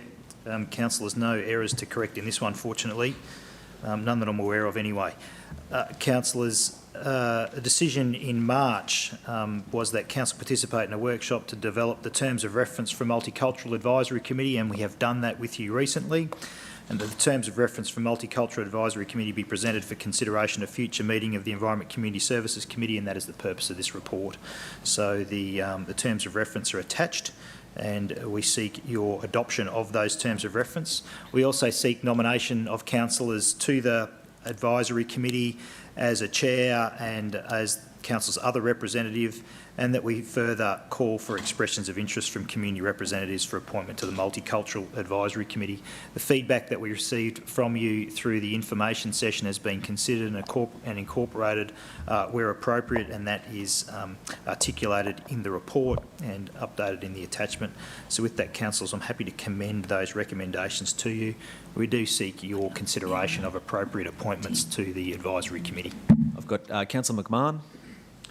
Oh, thanks, Chair. General question first, perhaps to Darryl, if he's available. Just regarding membership, and I note that we have a clause that if you you're absent from 3 consecutive meetings without having, a valid reason, then, your membership of that committee isn't continued. I'm wondering, I presume that's a fairly generic sentence from most of our terms of reference, but when we work with these in reality, you can miss 2, then come to 1, and miss 2, then come to 1. I'm wondering thoughts on overall if there needs to be, this is part D of that clause in front of us, that if you miss 3 consecutive or 5 out of 8 or something like that in a row, I'm just wondering thoughts on whether there was a necessary part of that overall in the constitution of these advisory committees. I might have a first go at that, but if Nico wants to follow, or Darryl probably, I suppose that a lot of that comes down to the chairperson of each of those advisory committees, and if it's deemed to be a behaviour, I suppose, that's anti the sentiment of the betterment of the actual committee, that it's in their discretion around that. But I'll ask General Manager Nick to make comments. Thanks. If I can, thank you, Chair. Yes, this specific clause is intended just to address that where there's no explanation given. So you can imagine the frustration of other committee members if nobody turns up and someone doesn't turn up for 3 meetings with no explanation, and attempts are made to make contact and follow through there. I'm not aware, and I take on board your point that, well, perhaps you could not attend 2 with no explanation, come to the 3rd one and maintain your attendance. As Councillor O'Shea suggested, I think it would be up to the chair in that instance to make contact and try and understand and have a conversation. I'm not aware of this being an issue on any other advisory committees ongoing, so I think what we have is generally consistent across all the advisory committees and appears to be working well. So I don't think, whilst it's certainly a consideration for us, I don't think it's a particular matter to get too caught up on here. I think most of those troubles are resolved through conversation. Yeah, thanks, Andy, with that. Sorry. Can I have a follow-up on a different, unless Darryl want to make comment, you're happy? I think, Councillor Tim, I think I know what you're alluding to. After I'd been to the Regional Advisory Access Advisory Committee on Monday, and then you looked at, in a draft that's coming back to Council, the committee thought 6 might be more appropriate for that advisory committee. But it is standard governance in terms of our advisory committees that 3 consecutive without notice. But I think, yeah, in looking at from RADAC's point of view, it just needs to be specific about those membership on their one. So did you have supplementary, Councillor McMahon? Yeah, supplementary, Chair, if I could. While I'm speaking, I'd actually like to nominate yourself, Councillor O'Shea, as the chairperson of this committee, and I welcome comment from other councillors around the room, just the work you've done in introducing it to council, and obviously a very big passion of yours. And in my opinion, to be appointed as a representative on the Multicultural Advisory Committee, I'd like to nominate Councillor O'Hara Sullivan, who was very keen and showed a passion for doing in this, for being part of this rather. Obviously, I'm not trying to nominate someone else in line of myself. I'd be very happy to be on this committee, and I just didn't necessarily think it had to be both community and environment councillors for the sake of it. With Councillor Megan's passion in this, I'm very happy to nominate her with the support of the chamber, and if there are other nominations, I welcome them, to be the representative on that. Thanks, Chair. Thanks, Councillor McMahon. Well, from my own point of view, I'd humbly accept that nomination. Thank you, Mr. Chair. I was really actually just going to congratulate you on bringing this forward and nominate you as the chair. So, Councillor McMahon's already done it. Yeah. Okay. So, I've got a few. So I'll let that permeate. I think around those lines in terms of the makeup of it. But I've got a few questions or comments I want to get to. I've got Councillor Von Hoff. Oh, sorry, Chair. That was just back onto Councillor McMahon's point about the absence in these committees, and I do think it is something that we need to consider, because there's only set numbers of committee members, and if we do have somebody who routinely isn't in attendance, then that seat is not being well used. And perhaps there's somebody else in the community who would be more engaged and could be making a greater contribution. So I welcome when the time comes for us to have a considered conversation about that Part D. Thank you. Okay. Around the membership. So I suppose is this the forum where we would look to changing that, or is that something more a broader conversation around terms of reference in general when it comes to our? Because you're talking generally, it's not necessarily just this one. Right, so, yes. I wanted to make a comment on that. Might leave.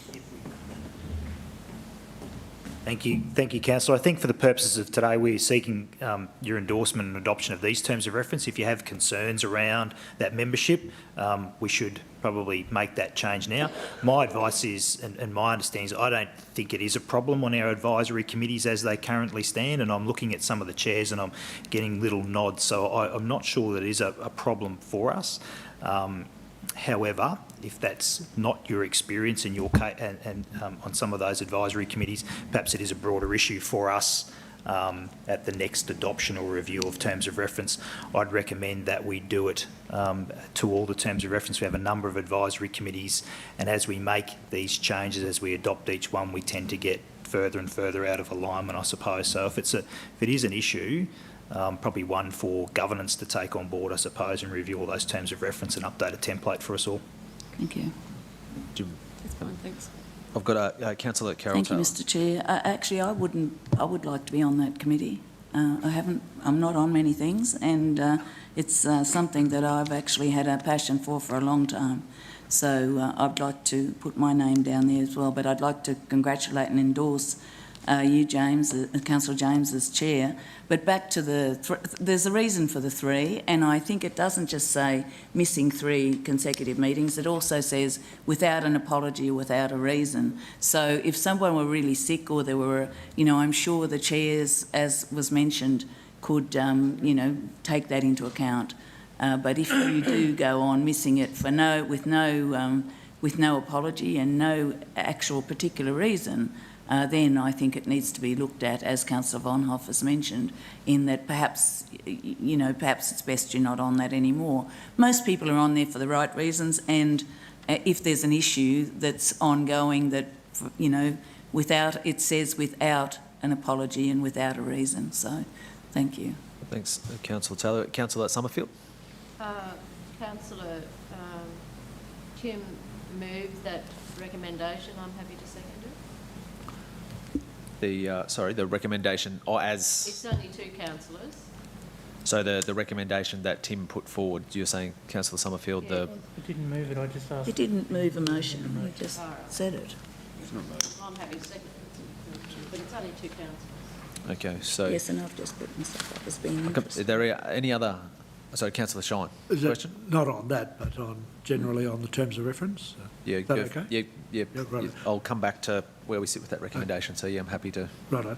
Just on 78 of board books, one is what happens when there is a resignation. It says council will call for expression of interest. And, having done that, what happens then? Who decides the replacement? And likewise, at the beginning of it, it says the Multicultural Advisory Committee will consist of up to 15 members, including, but it doesn't say who selects them or what the process is. Is it council as a whole, or what's the story? I think it's a bit deficient in indicating the process and the people who will decide who will form it initially and who will replace, who will approve the replacements at the end of it. That might be a fault. If that is a fault, it might be a fault of all the advisory committees for all I know. Through you, Chair. Thank you, Councillor Shine. The practice is that after advertising expressions of interest, a report comes back to council for council to make appointments to those advisory committees in every instance, even following the resignation of a particular member. Another report will come back to council making another recommendation, and council makes all those appointments. Okay, well, that might be the practice, but it's certainly not reflected in the written document. I think in the absence of a delegation, it goes without saying that it requires a council decision. Okay, so if there are any further questions, Councillor, so Councillor Carl. I'm just trying to make a comment, if I may. I'm just trying to head off a body of work that may not be necessary to get councillors' sentiment around the room here. Back on the attendance, no show for three times. I would have thought that it would be a pretty standard practice, not just within council. I'm of the view that it's the boards that I'm associated with. That's pretty common practice anyway. I would think, and this is always the case, and this is my personal view, the chair is responsible for setting the tone and the direction of the meeting, and the composition of that meeting, if there is lack of attendance or acting on that. I would have thought that the responsibility of the chair to manage that would be well sufficient to actually avoid a body of work from officers to come back and possibly arrive at the same point. I could be wrong, but wouldn't like to see us go down the track of trying to reinvent the wheel of something that appears to be pretty standard both within council advisory committee structure and external board structures to council, both in private and public sector, I'm pretty sure. Thanks, Councillor. Councillor Shine. Just on that, things seem to work pretty well the way they are, and I wouldn't have thought. And if they don't, then it's referred to the Chief Executive Officer for determination. So there's a way out if necessary. The point I wanted to raise was that this consists of up to 13 culturally diverse community members, but it doesn't sort of say that, you know, they could all come from the one culture, couldn't they? It'd be unlikely, but is there anything stopping, you know, for example, just 13 Filipinos? Well, you think I might stack it with all Filipinos? I've already got 2. Well, having been to their lunch recently, I wouldn't object to that. But Pretty good. But you know, is there anything in there preventing 6 Filipinos as opposed to no Indians, for example? I would think. Oh no. I would think my answer to that would be that the nominations are open for everyone and anyone, and then it's council that makes that determination of who. So therefore, I think we would have confidence that, for example, it won't end up with 13 Filipinos. I do. If I can just add, Councillor Carey, that also as Mr. Hauser alluded to, that council make that determination. So you'll remember councillors get a confidential brief for each of the advisory committees too on the individuals that are being put forward to be nominated onto those advisory committees, who they're representing, where they've come from, and that's consistent across all those advisory committees. So if there was a bias towards the Filipino community, I'm sure it would come out at full council as well. Yeah, and I probably should say I've said that a few times in jest. So I think the obvious outcome though here would be is that you would have different sectors within the community, and I think through our staff they'll be able to identify that through the nominations that we have, and I think that it's an opportunity to say as well. I'd hope, and just from the general feedback that I can say personally that I've heard, I think there'll be quite a lot of different organisations or people or groups that have a very keen interest to be a part of it. So I would strongly expect that it would be a very diverse number of applicants that we will have to identify from for the final makeup. So, Councillor Hara Sullivan. Sorry. Oh, thanks, Mr. Chair. I think I'll probably withdraw only because Councillor Carroll has expressed an interest, and it's not that I don't want to be on there by any stretch of the imagination. And after we see the hugely successful Languages and Cultural Festival, of which we were all sort of a part, I guess, but. So if that's the case, I mean, like all advisory committees, we're all invited to come along as observers. So I'm happy to take that role. Thanks, Chair. Just on that, what I was going to suggest around that, with council's thoughts on it, is essentially 2 nominations have been put forward for 2 people that are very passionate and keen to be a part of it. The guidelines are, as the acting CEO has said, are a draft. As we know, with RAPTAC and other different committees, we do have a number of councillors on it. So there isn't anything that is stopping council making a recommendation that there be 3 councillors, if that's the case. As I said, I'm more than So, Mr. Chair, we do have 4 on the RAPTAC committee. Well, that's an example of that. So that's, again, it's up your call, Councillor Hara Sullivan, in terms of whether you wish to withdraw yourself from it or remain under that, or I can go to a vote for. Sorry, Councillor Summerfield, I had. No, it doesn't. I'm happy to leave it as is, Mr. Chair, and I'll just participate as an observer. That's fine. Thank you. As is. Having to, I'll just withdraw, and only having 2 nominated councillors. Okay, so that one comes out. So is there any question or concern or pondering around that? I wouldn't mind just making a comment, Mr. Chair, if that's okay.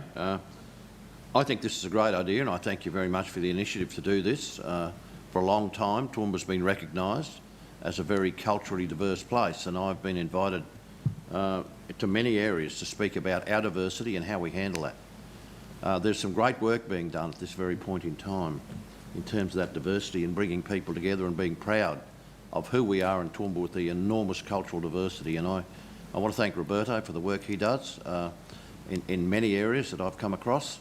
And I want to thank those who've actually embraced the idea of cultural diversity. It's something that this community ought to be very proud of, and thank you very much for the initiative. I think Council needs to be involved as heavily as we can. You know, we live in an amazing environment with over 100 different cultures in our area, and that's saying something. The Language and Cultural Festival is probably the greatest demonstration in Australia of that pride in our diversity.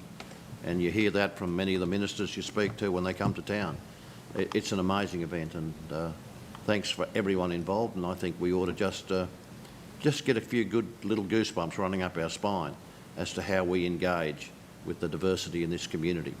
There is an issue at the moment, and I'm working closely with Kate Venables, who, might I add, if someone wants to think about a potential nomination, I think Kate has an incredible grasp of what this committee would all be about.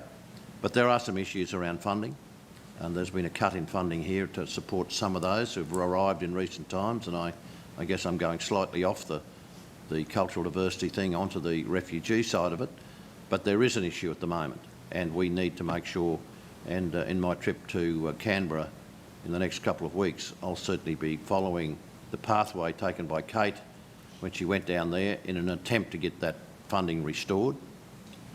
We take more refugees in Toowoomba than the Brisbane City Council area does. They get much more money than us. So there's a balance there that we're trying to sort out. But congratulations once again, and I'm very proud of the fact that we've formed this committee and we're embracing our cultural diversity. Thank you, Mr Mayor. I've got Councillor Melissa Taylor. Thank you, Chair. Probably just asking a question about procedure. I know the terms of reference have said 2 councillors, but if there is sentiment around the room, do I need, or does somebody need to move a recommendation that we change that to 3? Because I think you know, the 3 councillors have put their hand up. Would be a very good mix on the committee. I agree. So, what do you think? Yeah, any recommendation can be made from this. So if when I think I've got one more question, want to get to that point. If that's a recommendation you're happy to make, I'm happy to come back to that. So I'll just hold that for the moment. But I think I've got one more question. Was that Councillor McMahon? Yeah, thanks, Chair. Just concerning the membership, and I like the idea of culturally diverse. I think that as it stands, it will gain a large cross-section of the community from a lot of different cultures. I'd just like to speak on a procedural matter. When these have come back to Council in the past, and they're published on the public agenda on the Friday, and it comes to us on Wednesday, and because it's already published, we don't actually have the opportunity to talk for or against individual candidates who may be in the list. And we talked about the next time we do this, there will be a different way of doing it. I'm wondering if Nick would be able to take those comments on board, and the list, we actually have some ability to talk for or against applicants, or is that you're happy with practice at the present? It's confidential, isn't it? Look, I think ultimately the approach that we've taken today with the advisory committees has been a pretty positive one, and one that has seen a good mix on each advisory committee achieved.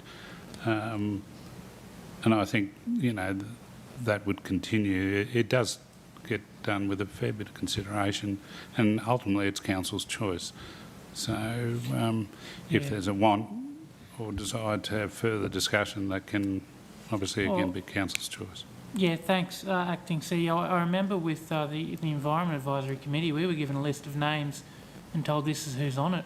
I don't remember that being in confidential, and we weren't given the opportunity to speak for or against individual candidates. Yeah. Look, pardon, I'm happy to take the environment one on notice, but it may have been that may have been just the list of that there weren't ones that missed out. I'm not sure, but normally there is a confidential list and background information on each candidate and why they wish to stand for the committee, and that's normally fully provided to council, sometimes as a confidential attachment. So, yeah. That's correct, CEO. But then the motion had the list of names who were approved by the officers, and because they were in the motion, which was publicly available, there wasn't an opportunity for us to talk to or against individual names. No. That's right. Thank you, Councillor Tim, through you, Chair.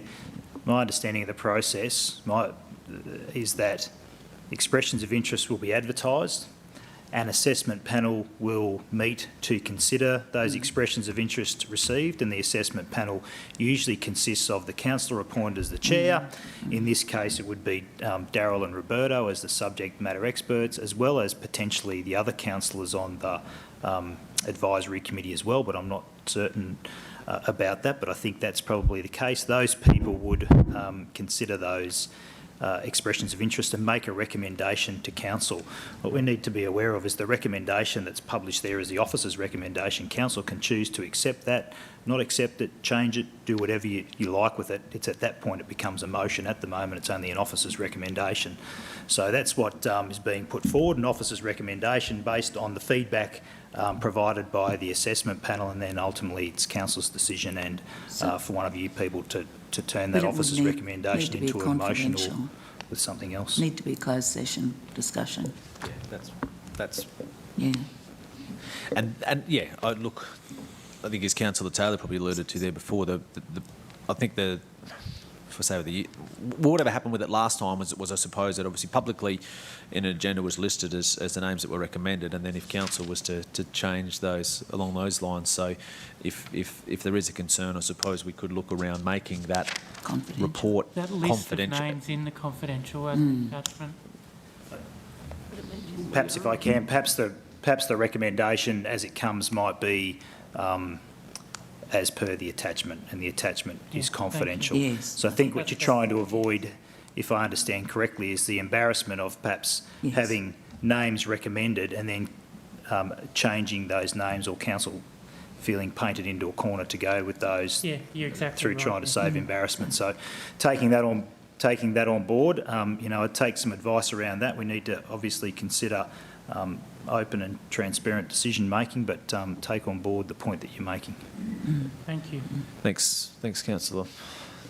Tim, If Mr. Chair, if I could just make a comment. I'm sorry I said that there, but it has come to us. Councillor Tim's right.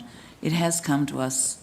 If you're not on that committee or advisory committee, it has come to us as a public document, and in some cases, it's quite inappropriate then, once it's been advertised, I believe, in an open agenda for the changes to be made for the reasons that the General Manager has mentioned. It's just not the right thing to do. So I think that, having it come to us as a confidential attachment is probably the way to get around that. And yes, clear and transparent decision making, but I mean, where people have put their hands up and volunteered for something, we should treat them with respect and keep that confidential until we're announcing who's actually on the committee. I think that's something, as the General Manager said, so they'll take on board through ELT. Councillor Harris-Sullivan. Mr. Chair, thank you. I feel very uncomfortable with the idea that we're sitting around the tables after it's gone through a panel deciding who should be on that committee. I mean, we talk about what's operational and what's strategic, and I just find that incredibly sort of disrespectful to the staff, that we give you a job to do, you give the recommendation, and then we sit here saying, oh, well, I know more about this person and that person, and I just don't want to go down that path, and I just think it's a flawed process. Okay, so we've got some differing views on that, but I think that's something that through EELS we can... Do you want to close Sometimes you have an issue.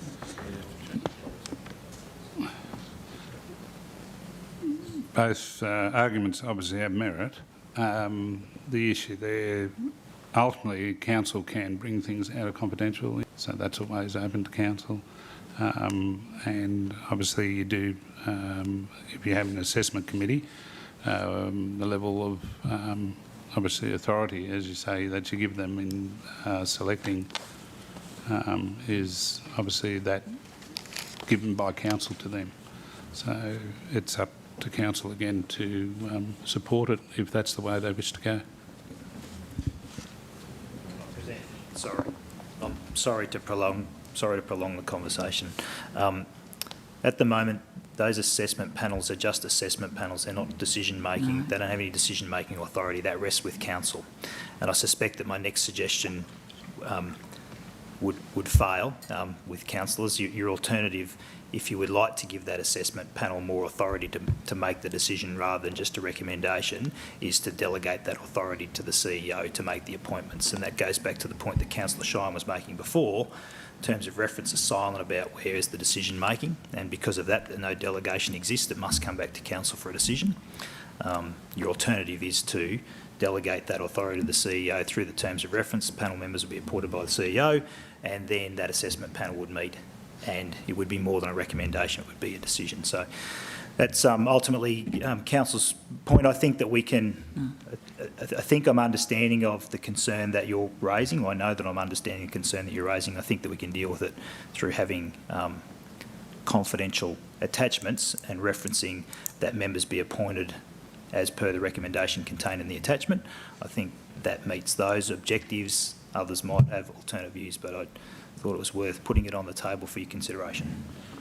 And probably, Nick, give the point to that as well from the transparency point of view for any, just example, any applicant who was unsuccessful, if they follow through, why was I unsuccessful, they'd receive that feedback, just for example. But, we're probably getting a little off the track of where we were. Now, Councillor Melissa Taylor, would you like to, is there any other questions, sorry, before I do close it off, I think we've had a pretty good run at it, but if there are any other questions, please raise them now. Of Councillor Carl.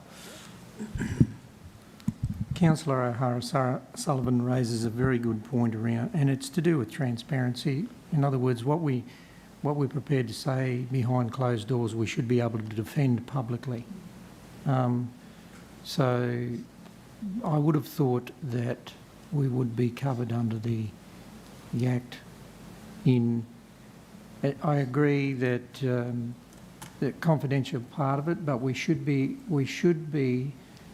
clear and transparent in the process and be able to defend that publicly, and that's what the level of scrutiny, we're all under that level of scrutiny. So I just, the clean-cut way, in my view, to do this, and I've always argued the case that councillors aren't necessarily the subject matter experts on everything.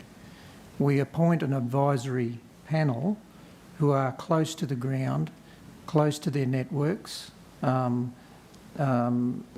They're more operational than councillors because, in effect, we're not supposed to be operational. And therefore, I will often vote accordingly to the panel's recommendations given the level of scrutiny they've gone through. So I do agree with Councillor O'Hara-Sullivan that there is a process, and it could be a delegation direct to the CEO, and we would achieve the same outcomes under the Act as the alternate way of councillors making a decision, because it's a representative body of council. So the clear-cut, clean way of and making this efficient would be a delegation to the CEO for the advisory panel, as the GM has suggested, to be more than an advisory panel, but make some decisions. So, thank you. Look, I'm not going to die in the ditch over it. We've spoken well, long enough about it. Let's just vote. No, I think it's a position where I think if we. So there's been a lot of different opinions have been raised around it. I think the general manager and the CEO, acting CEO, obviously have heard those. And look, I think at the end of the day, that whichever way it is presented to us in a report, council can choose to take it out of confidential, put it in confidential, or whichever, if it comes to that. And I might close that off with that, if I may, to be honest. So I've got two more, and then Councillor Taylor, and then got Mr. Councillor Chair, McMahon. I just have to pick Councillor Cole up on that. This is not operational. These are advisory committees appointed by council. So, I mean, we, as the General Manager has mentioned, most of the advisory committees that I've been involved with have a panel that decide, and it includes the chair and perhaps that portfolio person. So it's not just staff. So the recommendation is more than likely going to be right. But I think that if there's going to be conversation, in deference to the people who've in good faith put their hand up, I think it should be, as has been suggested, as a confidential attachment. And that way it ticks all the boxes. Thanks, Councillor Taylor. Councillor McMahon. Yeah, thanks, Chair, for the opportunity. I just felt necessary to speak. My original comment had nothing to do with transparency or disrespect to council staff. And could I, with respect, disagree to those comments? My main focus was the committee reports are released to the public on the Friday, and with the Environment Advisory Committee, they read those reports. Members who were on the officer's recommendation went and told press and everyone else, I'm on the Environment Advisory Committee, 4 days before it came to us. So I'd just like to clean up that process. It was the reason for my initial comment, and I thank you for the discussion. I thank you for taking it on board, and happy to Thanks, Councillor. Not to prolong it, but I suppose what's in the papers is a recommendation. Council's the one that makes the decision. Yes. So if they're telling people they're on it, that's probably, they've been recommended, but council has that final say. Anyway, I might close that debate, councillors, if you don't mind. So I'm going to, Councillor Melissa Taylor had made a inkling before to move a recommendation. Thank you, Chair. So I would like to put to the chamber a recommendation that we increase the number of councillors from 2 to 3. Yeah. And so as it sits, so it would sit as what's put before us here, that council adopt the attached amended terms of reference for the establishment of a Multicultural Advisory Committee, which the amendment would be that it would be chair plus two councillors. One extra to the committee, so I think that's... So that'd take the overall group number from 15 to 16, and that Councillor JJ O'Shea be appointed as chairperson, and Councillor C.E. Taylor and Councillor M. O'Hara Sullivan be appointed as council's representatives on the Multicultural Advisory Committee. So you're happy to move that? Thank you. I won't ask you to speak to it. So Councillor Melissa Taylor moves that. Do I have a seconder for that? Councillor Shine, does anyone wish to go into debate? So put that to the vote. All those in favour? So that's carried. Thank you, councillor. So that is the end of that item. I believe that's the last. Oh, sorry. Was there any? Did anyone vote against that? Councillor McMahon. Happy with that? Yeah. All good. Thank you, councillors. That does conclude the Environment Community Committee meeting for the month of June. We will take a break. So, and well done. Back in 10? 8 minutes? 8. So 11:15.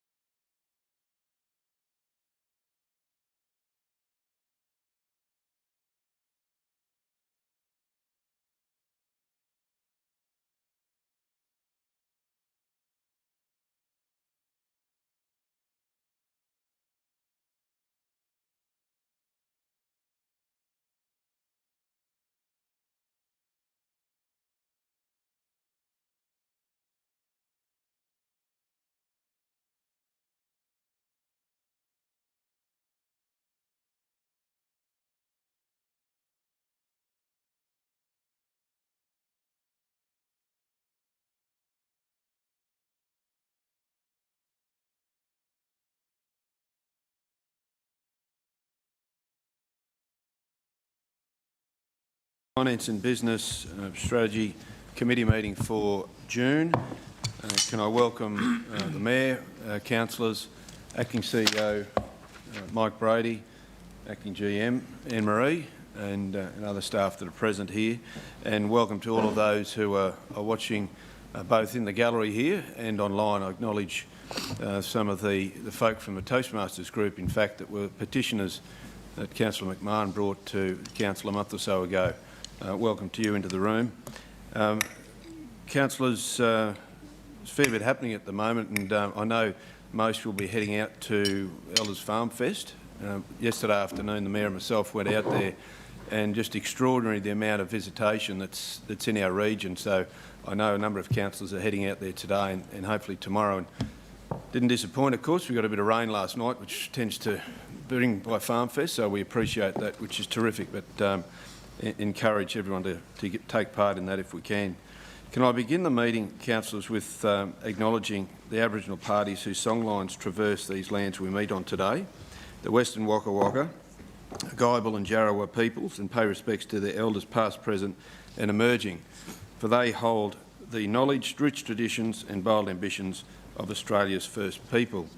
Our first item, councillors, is item number 2. We don't have any apologies and conflicts of interest. I don't have any recorded. Is there any conflicts of interest that anyone might have at the moment? If not, through the two items. Oh, sorry, Councillor Von Hoff. Thank you, through you, Chair, to the CEO. We have had verbal advice from the CEO that being members of organisations who use the community rooms does not present a conflict. Is that advice current?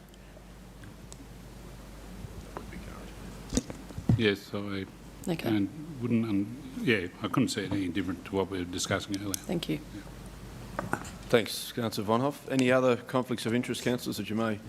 Anyway, if you do come up with something in the next couple of items, feel free to raise that at the appropriate time. As I say, there's no apologies. So we move to item number 3, and this is the community meeting rooms and service delivery recommendation. Welcome, Rosie, who'll take us through this item number 3. Thanks, Rosie. Thank you. Good morning, Mr Mayor, councillors, general managers, and I also acknowledge those in the gallery and watching that have a vested interest in these recommendations and appreciate your support. This review has been one that the Service Delivery Review will remember. It's not only set a foundation for the way in which we do reviews, but it's changed our thinking. Our thinking at first was about sustainability, environmental, financial, social sustainability. But our mantra has changed during this review and with many reviews moving forward. Our speaking and our terminology has changed from that of just sustainability, but to financial sustainability, social responsibility and region livability. And so you've seen that change over the last couple of months as we've presented or answered questions. But this particular review has certainly brought that more to light for us. Equally, the need to consult with and truly listen to our community. The recommendations today have heard the petition received, and we thank our community for that, but also guided through the user survey conducted and the responses, and 145 responses of the user survey that we received. The recommendations are in line with the survey responses, are in line with the requirements or the request made through the petition, and go in and above some of those requests as well. The recommendations I refer to recommendation 1 being shifting from our previous hours to a sustainable advertised hours of 61 hours, which are listed in attachment 1. The removal of subsidised commercial rates. This does not impact, and it's important to note that this does not impact our not-for-profit organisations. This is only those commercial subsidised rates, such as local government, state and federal government, and is in line with recommendation 1 that our community rooms request for bookings made outside of our advertised hours, so those hours outside of the 61 hours noted in attachment 1 have a minimum 2-hour booking. So that does mean that if a member of the public or a member of the community wishes to book a room on a Monday evening when we're not advertised to be open, all we require is a minimum of a 2-hour booking in order for us to resource those rooms and accommodate that booking. I acknowledge the officers in the room today that have also been part of this review and acknowledge their help and support as we worked through what was one of our first, certainly won't, we hope, one of our last, but has changed the foundation for which we review our services and the terminology and thought patterns behind those reviews. Present to you today the recommendations for your consideration and conversation, and happy to answer any questions that may arise. Thanks, Rosie. Councillor Rebecca. Thank you, Chair. Through you. Thanks, Rosie. Councillors, I draw your attention to attachment 1, please, and the hours that are specified there.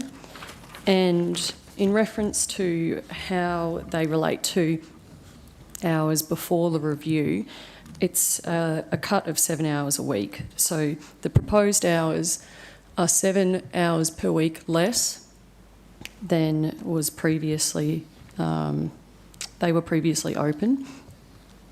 So where we're losing hours, we've lost 4 hours on a Monday night. So previously those rooms closed at 9 p.m. and it's proposed that they close at 5. And then there's 1 hour lost on a Friday afternoon, 1 hour lost on a Saturday and 1 hour lost on a Sunday afternoon. Now, if we go to page 90 of board books, you'll see that 46 members of the community responded saying that Mondays are the days that they use those community rooms. And so I think that we need to consider for people who have jobs and are meeting in those community rooms of an evening, we're saying that we're ruling out Monday nights for them. And I don't think that's particularly convenient, and that's borne out in the survey results where it says that 46 of the participants who responded want to use those community rooms on a Monday.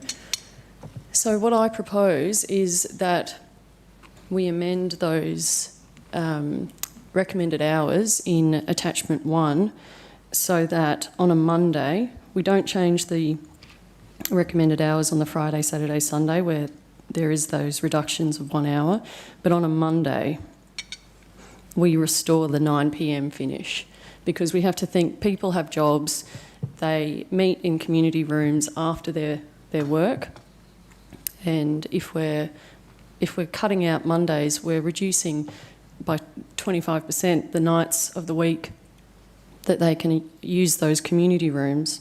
And I also think that that would be helpful for people because we're partway through a year and community organisations have already set up what nights they meet for the year.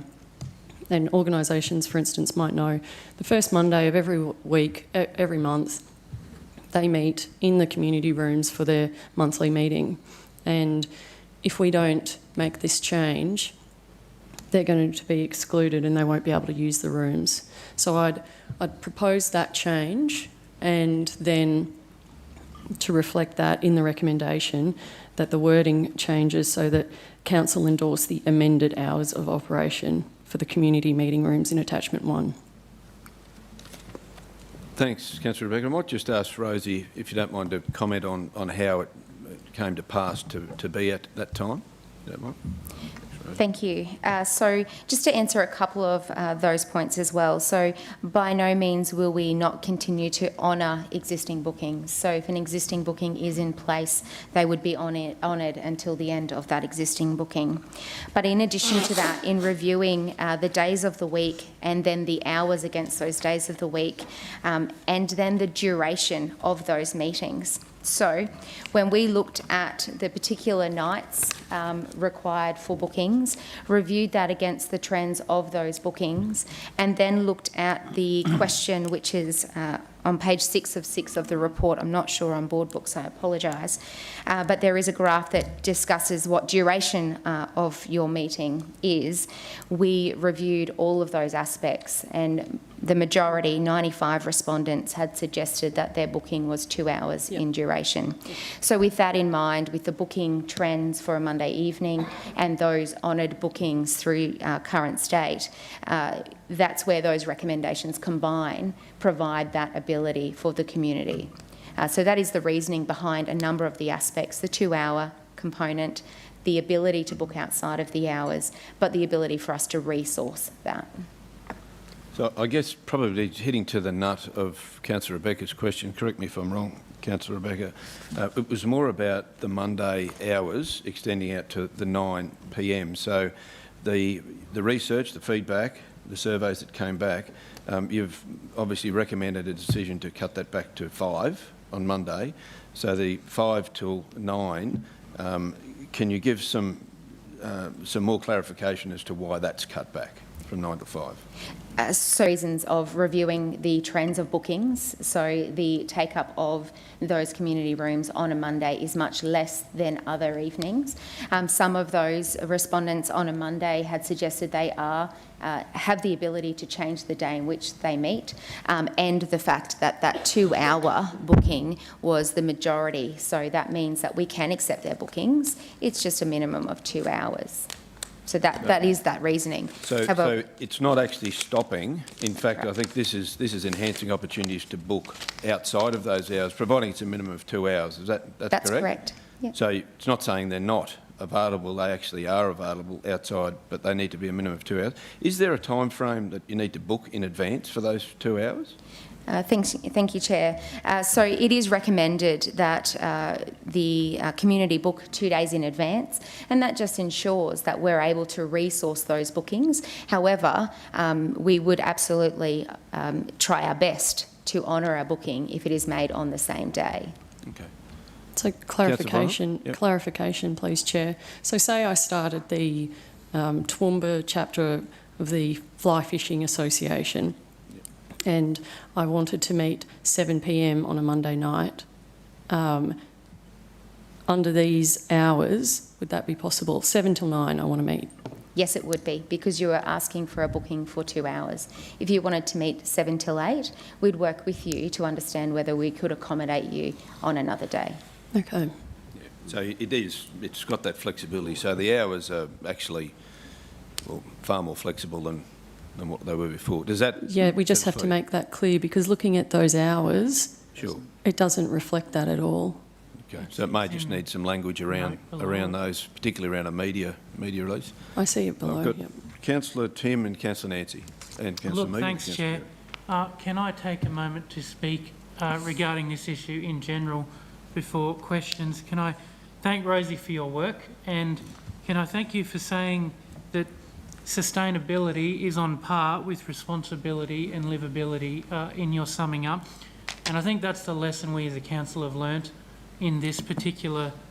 I mean, we've got to conduct our studies, we have to do the work, and really we need to come back to acknowledge that these are tremendous community facilities that we offer to our community, and that they're probably never going to make a huge amount of money, and is that their intended purpose? They are, in effect, community facilities for the use of our community, and I welcome that. I acknowledge the angst for several community groups who have walked this journey with us concerning the use of the community rooms. I acknowledge Toastmasters who are here today.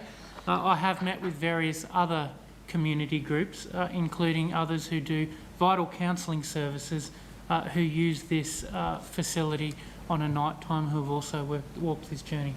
I would like to welcome the original officer's recommendation.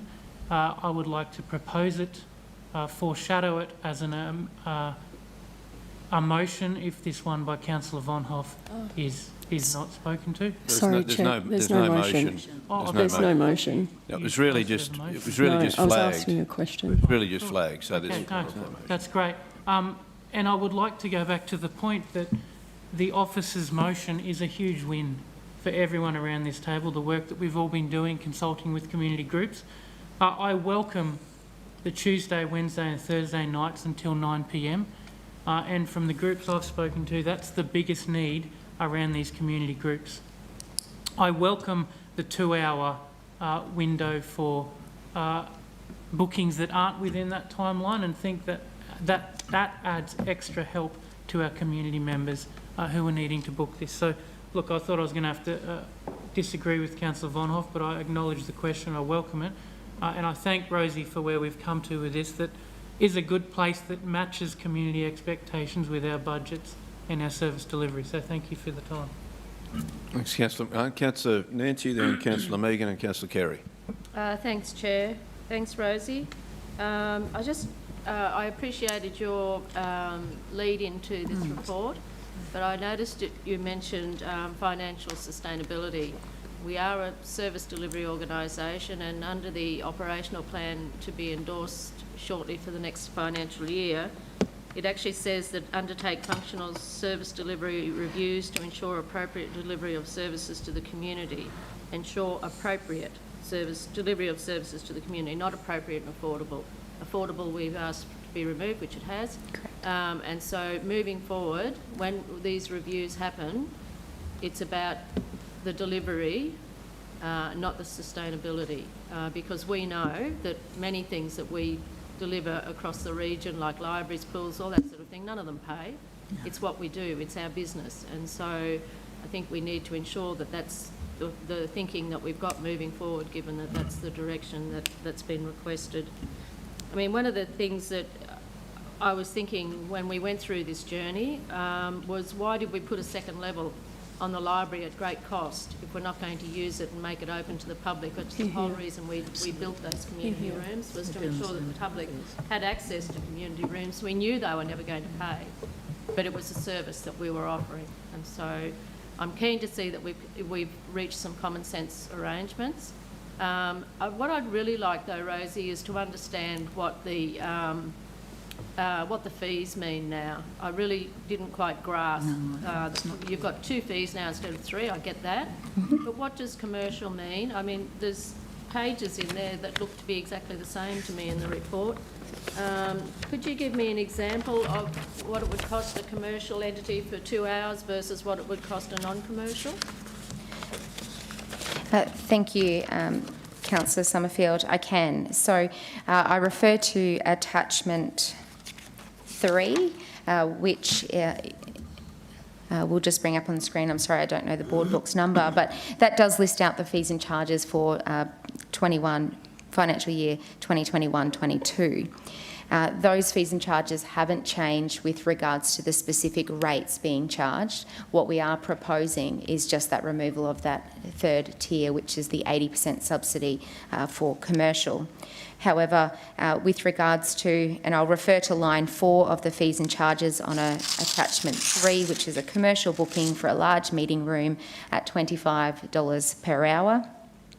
I didn't select a very good one for myself there at calculating 40%, but that would be $10 per hour for a 40%, unless I've done my maths incorrectly in my head, $10 per hour at 40%, as opposed to $25 per hour for a commercial entity. Okay, so all non-commercial will be 40% of those rates? I would say not all non-commercial, all not-for-profit. So it's important to note that the difference between a not-for-profit and another community booking. So a not-for-profit are considered in those fees and charges as a entity being not-for-profit, being a entity that is providing a service under the charitable organisations and not-for-profit organisations. So they're the only ones that will only pay the 40% off? Through a subsidy. I may just refer to Renee or Gary, if they're able, with regards to if we have a student arrive to use a study facility, what fee they would be attributed to. I may just have to take that on notice for a moment. And what about a local knitting group, for example?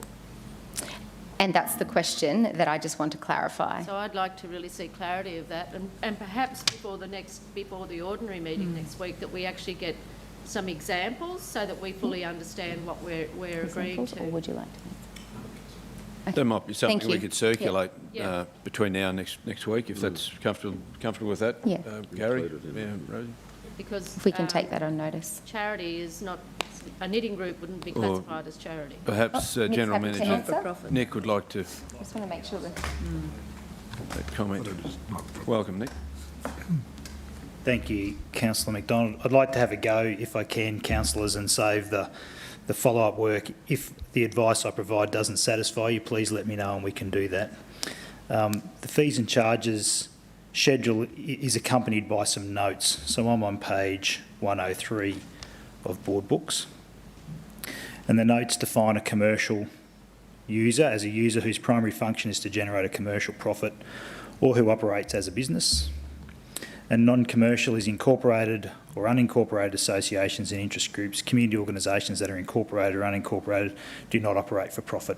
So I'd imagine your local knitting group would meet that definition of non-commercial.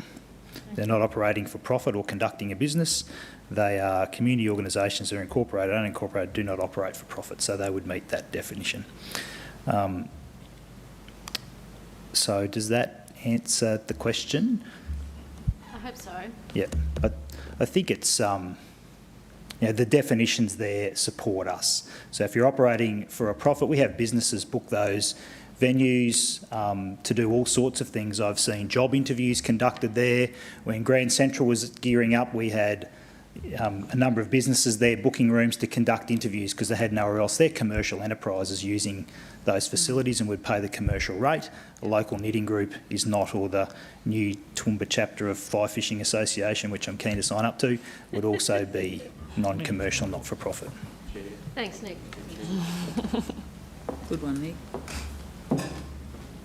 So just clarify, we don't need any more information? We're happy with that? Okay, thank you. You're right? You're right? Okay, Councillor O'Hara-Sullivan. Thank you, Mr Chair. I just was quite alarmed when I read in there that each year we talk about subsidising it, that that whole precinct, that it's to the tune of $610,000 every year. It's amazing, isn't it? I just want to go back to the point that Councillor Vonhoff was making about the hours, the advertised hours. I just think that's very murky. Like, you know, does that mean then if I wanted to book something on a Sunday from 5 to 7 or something, then I can do that, even though that, I just think that there needs to be some sort of clarification around those hours, because if you're just looking it up on the website and thinking, can I have a meeting at 7 o'clock on a Monday night, you wouldn't think that you could, you wouldn't even ask. So, yeah. So perhaps it needs more clarification in regard to that. And Rosie, that could be something we could add to the table, make some adjustment between now and next week. Yes. Because the intent is exactly what Rosie said. So if we're struggling as a group here to try and understand it. I didn't understand it. I put my hand up to say I didn't understand it. I've got to say... I've got to say I was struggling too at the start, wasn't I, Rosie? But anyway, so I think if we can get some clarity between now and next week and make an adjustment to the table, that might clarify that. Councillor O'Hara-Sullivan. So just to answer that question then, Rosie, if someone wanted to have something on a Sunday afternoon from 5 till 7 or something, can they? That's right. So that is the intent, that as long as we would prefer that they give us some notice, so 2 days notice, in order for us to resource it.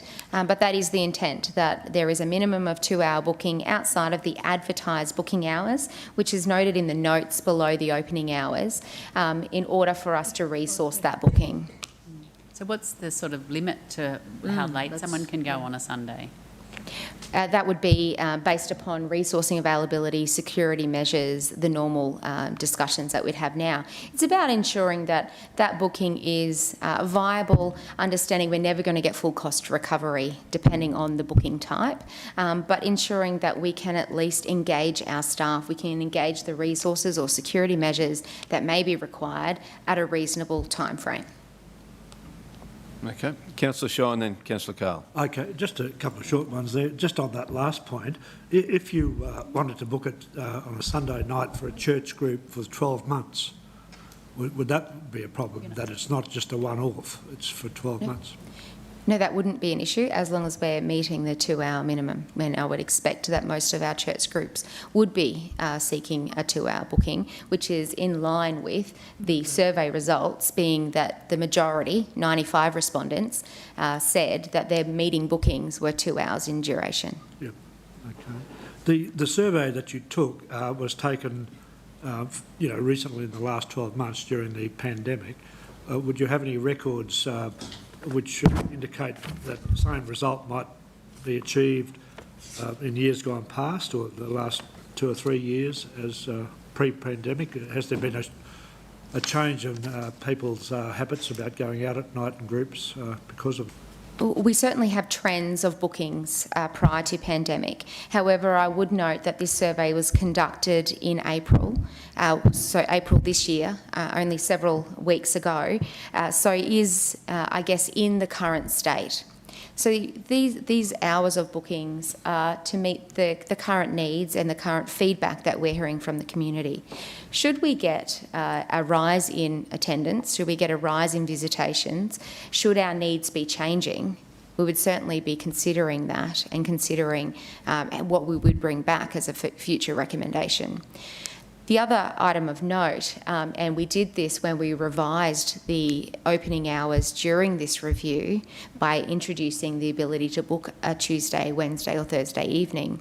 If there is another booking at a particular time and we can therefore accommodate an additional booking, let's say somebody does book for 12 months in advance between 7 and 9 on a Monday evening, that would then give us the opportunity to say to other bookings, yes, we have the facility open and you can use it. It's already resourced. We're not seeking that same resourcing that we would be for that initial booking. So we would make every effort to accommodate bookings. So it's important that our community makes contact, seeks advice from us, and we will do our best to accommodate their booking within the terms in which we're able to. Okay. Follow-up, Councillor Sean? If I could, sort of a follow-up. When just reading it, I wasn't sure about how you would add on to the fee, the cleaning fee, because you really don't know until after the event as to whether it needs cleaning or not. And thank you for that question. That was certainly a question that I had when I was reviewing the fees and charges also. So it is my understanding that the cleaning fee isn't attributed to every booking. It is attributed to certain bookings because of the activity or the cleanliness of the facility upon leaving. So should we have a booking that would like to do glitter art across our full seminar room and has left the facility in a state that requires additional cleaning, then they would require a cleaning fee. But it's not attributed to the normal booking. Okay. Yeah. And just finally, you mentioned not-for-profit organisations. I take it that would include, for example, political parties, Chamber of Commerce, trade unions? Yes, they would be considered as non-commercial, whether they're profit in relation to those, and the same answer that General Manager Nick Hauser gave. If they're not for-profit and commercial in nature, then they would fall under that same provision. Thank you. That's it, Councillor Sean. Thank you. You're happy for questions. Councillor Carl and Councillor James and Councillor Tim. Yeah, Mr Chair, maybe a suggestion, simple clarity on that page that's right on the screen there now, around misinterpretation. It might be as simple as a big capital bold heading above the table of scheduled hours. Please refer note 2 below for bookings outside of these standard hours. Yeah, no, we'll take that on board, Councillor Carl. So we'll, Rosie will make some adjustments in consultation with the community development team to have that table upgraded for next week. Councillor O'Shea. So thank you, thanks Chair. Yeah, I think it is probably I agree with everyone when I first looked at this until I asked General Manager Nick Hauser around the outside hours. So it probably literally is exactly just another column just saying bookings outside these hours, these conditions, you know, where it's listed as a part of the Monday to Sunday. So my question, well, first question I had around was, so council's a large user of that with advisory committees, etc. So what do we charge ourselves? Or does that change under this structure? So prior to or in the current fees and charges, we would be paying 80% of the booking fee. That would increase to 100% of the booking fee aligned to other state and federal government agencies. Okay, thanks, Rosie. And just, Chair, if I can just quickly also, I do want to acknowledge the anguish and the effort and the pain, I'd have to say, of this process that Nick Hauser and his staff through Bronwyn have gone through with this. I think we all recognise that it hasn't been an easy journey, but it's those staff that have been at the front of this and obviously looking to try and reach an outcome of where we got today. So I do think it's important that we do acknowledge that as we reach a point here today where it's, you know, a little bit sunshines and rainbows because we feel we've come up with an outcome that suits everyone. And I do agree that it has.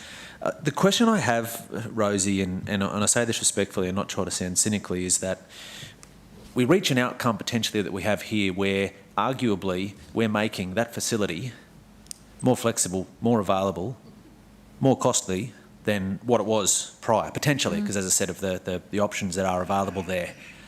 So if we rewind the clock to when we sat down at the start of this and whenever the decision or however the decision was made that we were going to undergo this actual process, was it worth it? Through you, Chair, I would say yes. I wouldn't say that the anguish and the concern that was raised through the process and the learnings are absolutely there. But were the outcomes outside of those pieces worth it? Then yes. Yes, we need to change our process. Yes, we needed to change the way in which we review social responsibility and region livability. But there are many benefits to the changes that the community rooms will now see. So the ability for us to be flexible in terms of those hours, the ability for us to have a conversation and a learning with our staff around asking, are you a commercial or a non-commercial customer, may actually see a change in our revenue because that wasn't a practice being undertaken at that time. So there are a number of things that have occurred through this that are non-tangible lessons learned at an operational level that are benefits of conducting the review. Am I saying that the review was conducted in a means that we would continue to do? Absolutely not. But we've learnt a lot through this process, and I believe that we've come out the other side, yes, with a recommendation that is sound, but many other lessons learnt that will take us into the future as well. Appreciate it. Councillor McMahon? Yeah, thanks, Chair. Just if by general meeting, perhaps around that point 2 in the notes, does there need to be a sunset time, as Councillor O'Hara Sullivan was saying? If the Insomniac Anonymous wants a 2 to 4 a.m, that may be quite within your guidelines there, so perhaps putting a time on it for the duration. But Chair, I'm happy to move this report. Thanks very much. I think there should be a top. Well, let's just explore that a little bit in regard to an extended time, because it has got some merit. Is it something that perhaps the community development team would like to add some context to at this meeting, or perhaps give some thought to it? I think 9 o'clock would be... Gary, would you like to add anything to that particular suggestion? Certainly feel that it does have some merit. It's the way that you approach the problem. We can set the minimum number of hours and then by negotiation extend them, or we can set the maximum spread of hours and then by negotiation reduce them. So at present you're being set the minimum number of hours, and we can extend those based on certain circumstances.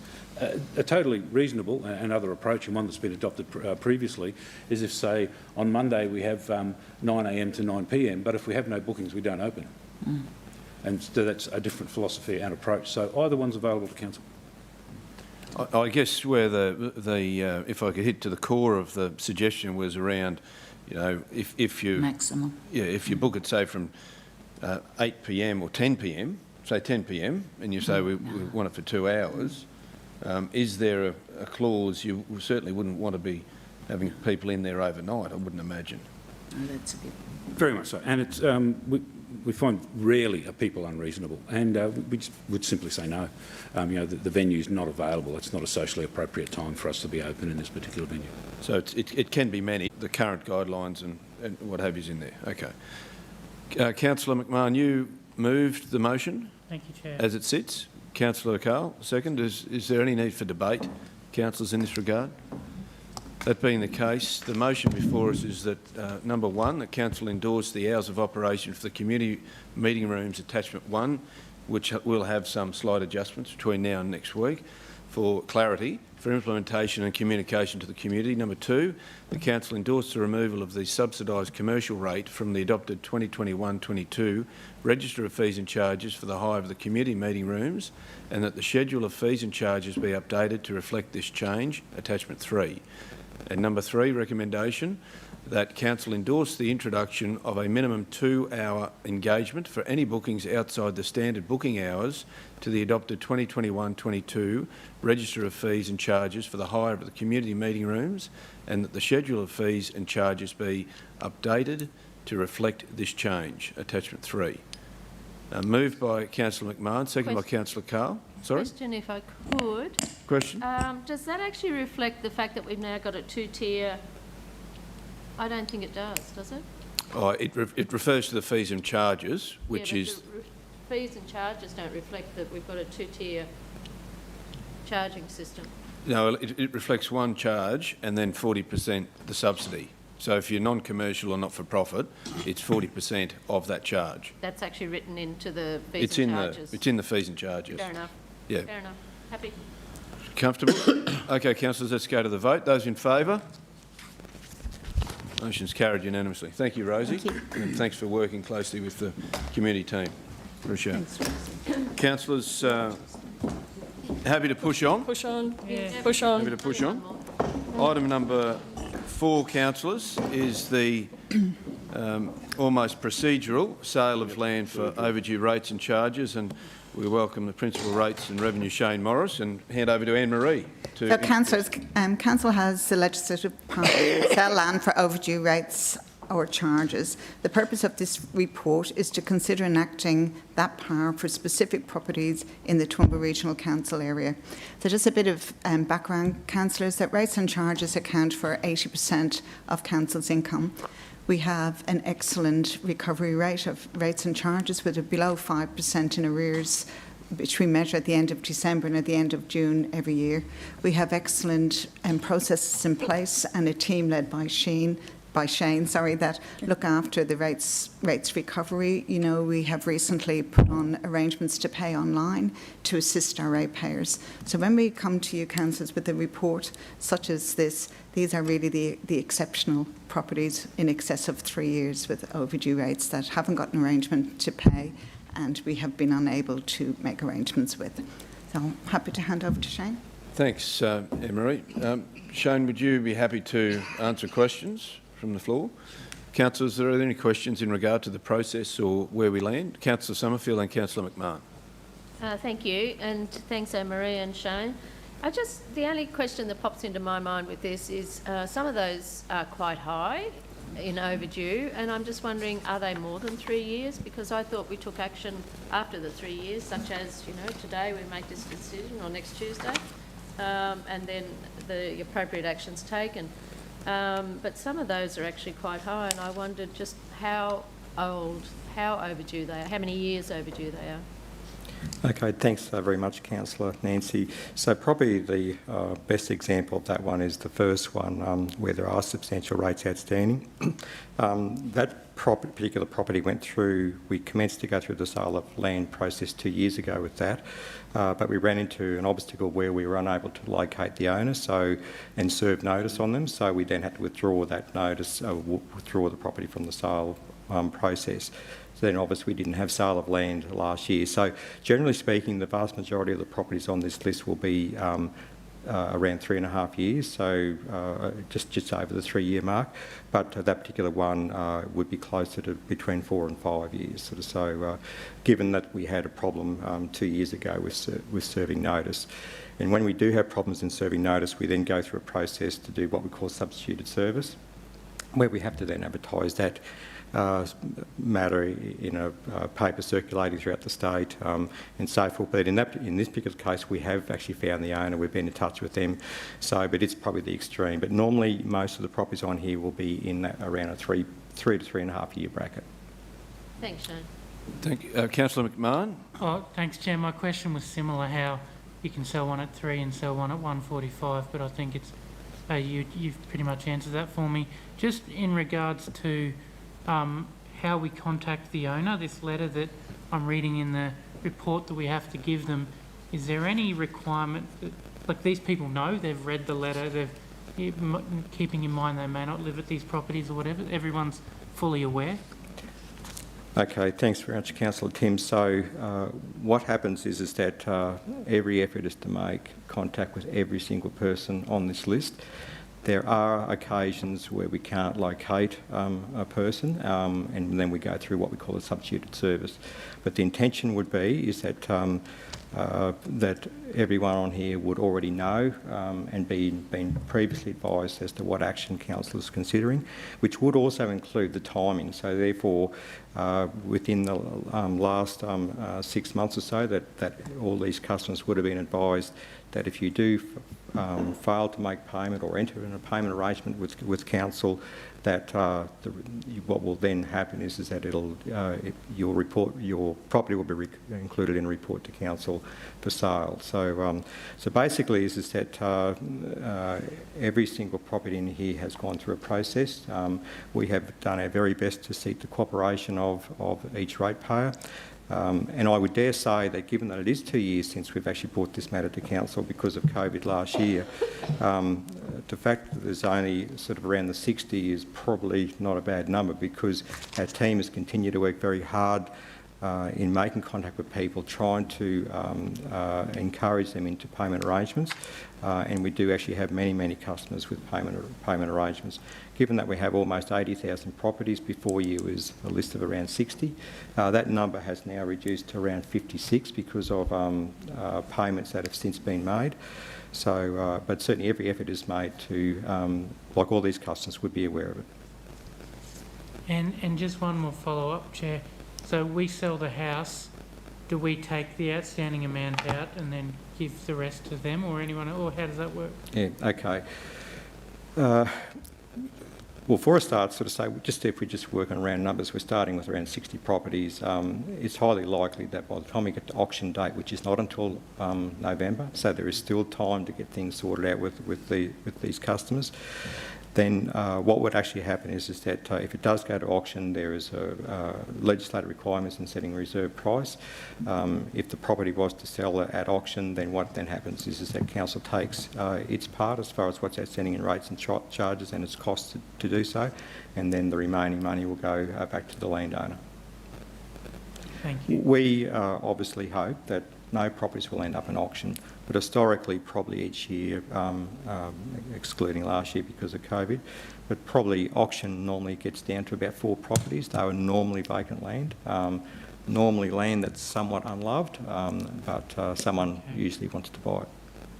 Good. No, so this is not someone living below the poverty line struggling to pay their rates and we're selling it underneath them scenario. This is, on the vast majority, you're saying vacant land that's unloved.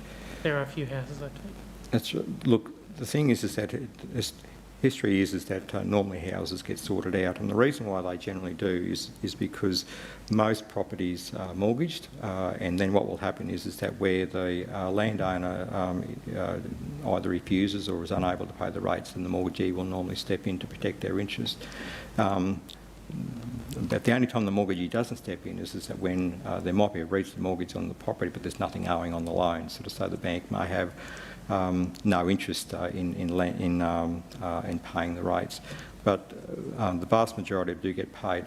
Now, what can happen though is that despite our best efforts in talking to people and trying to get them to do what we need them to do, is make arrangements and so forth, is that there are occasions when more comes to light as a result of this process. And then what then happens is we do have situations arise most years where there is something of a very sensitive nature which might involve matters such as mental health, may involve serious matters regarding sickness, serious sickness, various family issues that are serious in nature. Then what we would do is that we would seek to go through a process which the CEO has the delegated authority to then withdraw a property from the sale process. And what we would then do is we would then seek to work with those customers. So it's a very formal process. Normally the only way back out of this process is to pay all your rates. But of course we do recognise that using such a power is serious business, and if we do come across a situation where we become aware of new facts that we weren't aware at this particular time, that we would then sort of seek to withdraw the property from the process.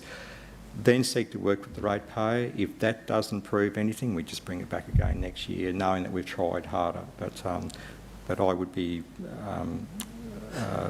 confident that we will get the right outcome for council in the end, because it isn't absolutely black and white. We just don't do things because we can. If there are things that come to light, then we're happy to work with those scenarios. Thank you. Councillor, with that, Councillor McMahon, Councillor Megan, then Councillor Rebecca. Oh, thanks, Mr Chair. I guess I was sort of just wanting a little bit of clarification. So just, Shane, historically, you said you normally only end up with about 4 that actually go to auction, and then they go to auction all on the same day, do they? And what about those ones where you just can't find the owners? Does that then go into like public trustee or something like that, does it, the money? Yeah, thanks, Councillor Megan. So what happens is that, again, we follow legislative processes. So if we were to sell a property that was where we couldn't find the owner, so we will have gone through a substituted service, which is a legislative process. You've got to dot your I's, cross your T's when you use that particular process. So what then happens is that when a particular situation arises where we haven't been able to find the owner and the property does actually sell, then council would take its part, and then the matter would then go back, the funds would go back to the public trustee if we had no other way of resolving that matter. Certainly council doesn't keep that money unless there was a valid reason to withhold that money in trust fund for a period of time, but the process is to go back to the public trustee. Comfortable with that? Councillor Rebecca. Thank you, Chair. Through you to Shane. Shane, you're such an asset to this organisation, the work that you do, and you're so reasonable, and the efforts that you go to. It's just wonderful. I think I know the answer to this, but I just am curious. I know, for instance, one of those properties has sold in the last 6 months. In that case, when that process is, when the conveyancing is happening, the solicitors for the buyers see, oh, there's this outstanding amount, and it comes off the, it's taken out of the other, the owner's fund, the sale price, right? Mm-hmm. Yeah. Okay. Yep. Thanks. Councillors, any other questions? Councillor. Thank you, Mr Chair. Not a question, but a comment. I'd like to endorse Councillor Rebecca's comments around Shane, and also that our council has always, through Shane, been able to organise some sort of an arrangement should people be really needing something. So, I'm sure that all that has been exhausted with these because I know that would have happened had they asked. So I think that that's why I support this going forward. Yeah, recollection, but I think at when we have our group reports, when the Acting General Manager does a group report, when we get closer to the auction, I think we're notified how many properties will go to auction, and which is valuable for councillors to be made aware of at that time. So I guess that process will continue, Shane. Yes, Councillor Jeff. So certainly, as I said, given the seriousness of this matter starting now, is that obviously it's important that council do progresses. Probably, I would suggest that keeping you informed as we get closer to September, October, like auction won't be until November, will not be any earlier than November. So that gives us time to still work with owners, mortgagees and so forth. Mind you is that once the notice of intention to sell issues, which won't be until early July, once it issues, the process becomes tighter because it's very difficult for us to accept payment arrangements once that notice is issued. Between now and then, it's a different story, but once the notice of intention to issue sells. But then, as I explained before, we have that fallback, that we can go seeking to withdraw a property if there are special circumstances. But certainly, if you like, that what we would do is that I would dare say that either on a monthly basis, but by September, October, we would inform council that we started with this many, we're left with this many, and so it goes. And then this is how many are going forward to auction, and then once that happens, how many properties have sold and so forth. So, and I'm just hopeful that along the process that they'll all be resolved. That's not uncommon. It does happen sometimes where we don't have an auction. We're very happy with that to be the result. But where we do have an auction is that normally the numbers can be as low as at one. Probably very rarely would you have more than 4 or 5 as a result. Thank you very much indeed, Shane. Councillor Carl, question? Okay. No other questions, comments? Moved by the recommendation is that pursuant to Section 142 of Local Government Regulation 2012, Council resolved to sell the land properties described in Attachment 1 for overdue rates and charges, and 2, the Council delegate the Chief Executive Officer its powers to take all further steps under Division 3, Part 12, Chapter 4 of Local Government Regulation 2012 to effect the sale of land, including the avoidance of doubt, the power to end sale procedures. Moved by Councillor Carl, seconded by Councillor Antonio. Those in favour? Motion's carried unanimously. Again, thank you, Shane. Thank you. Fantastic. Anne-Marie, thank you. Councillors, that concludes the Finance and Business Strategy Committee meeting. There is the Economic Development one to go. Mr Mayor, you want to hand over? Thanks.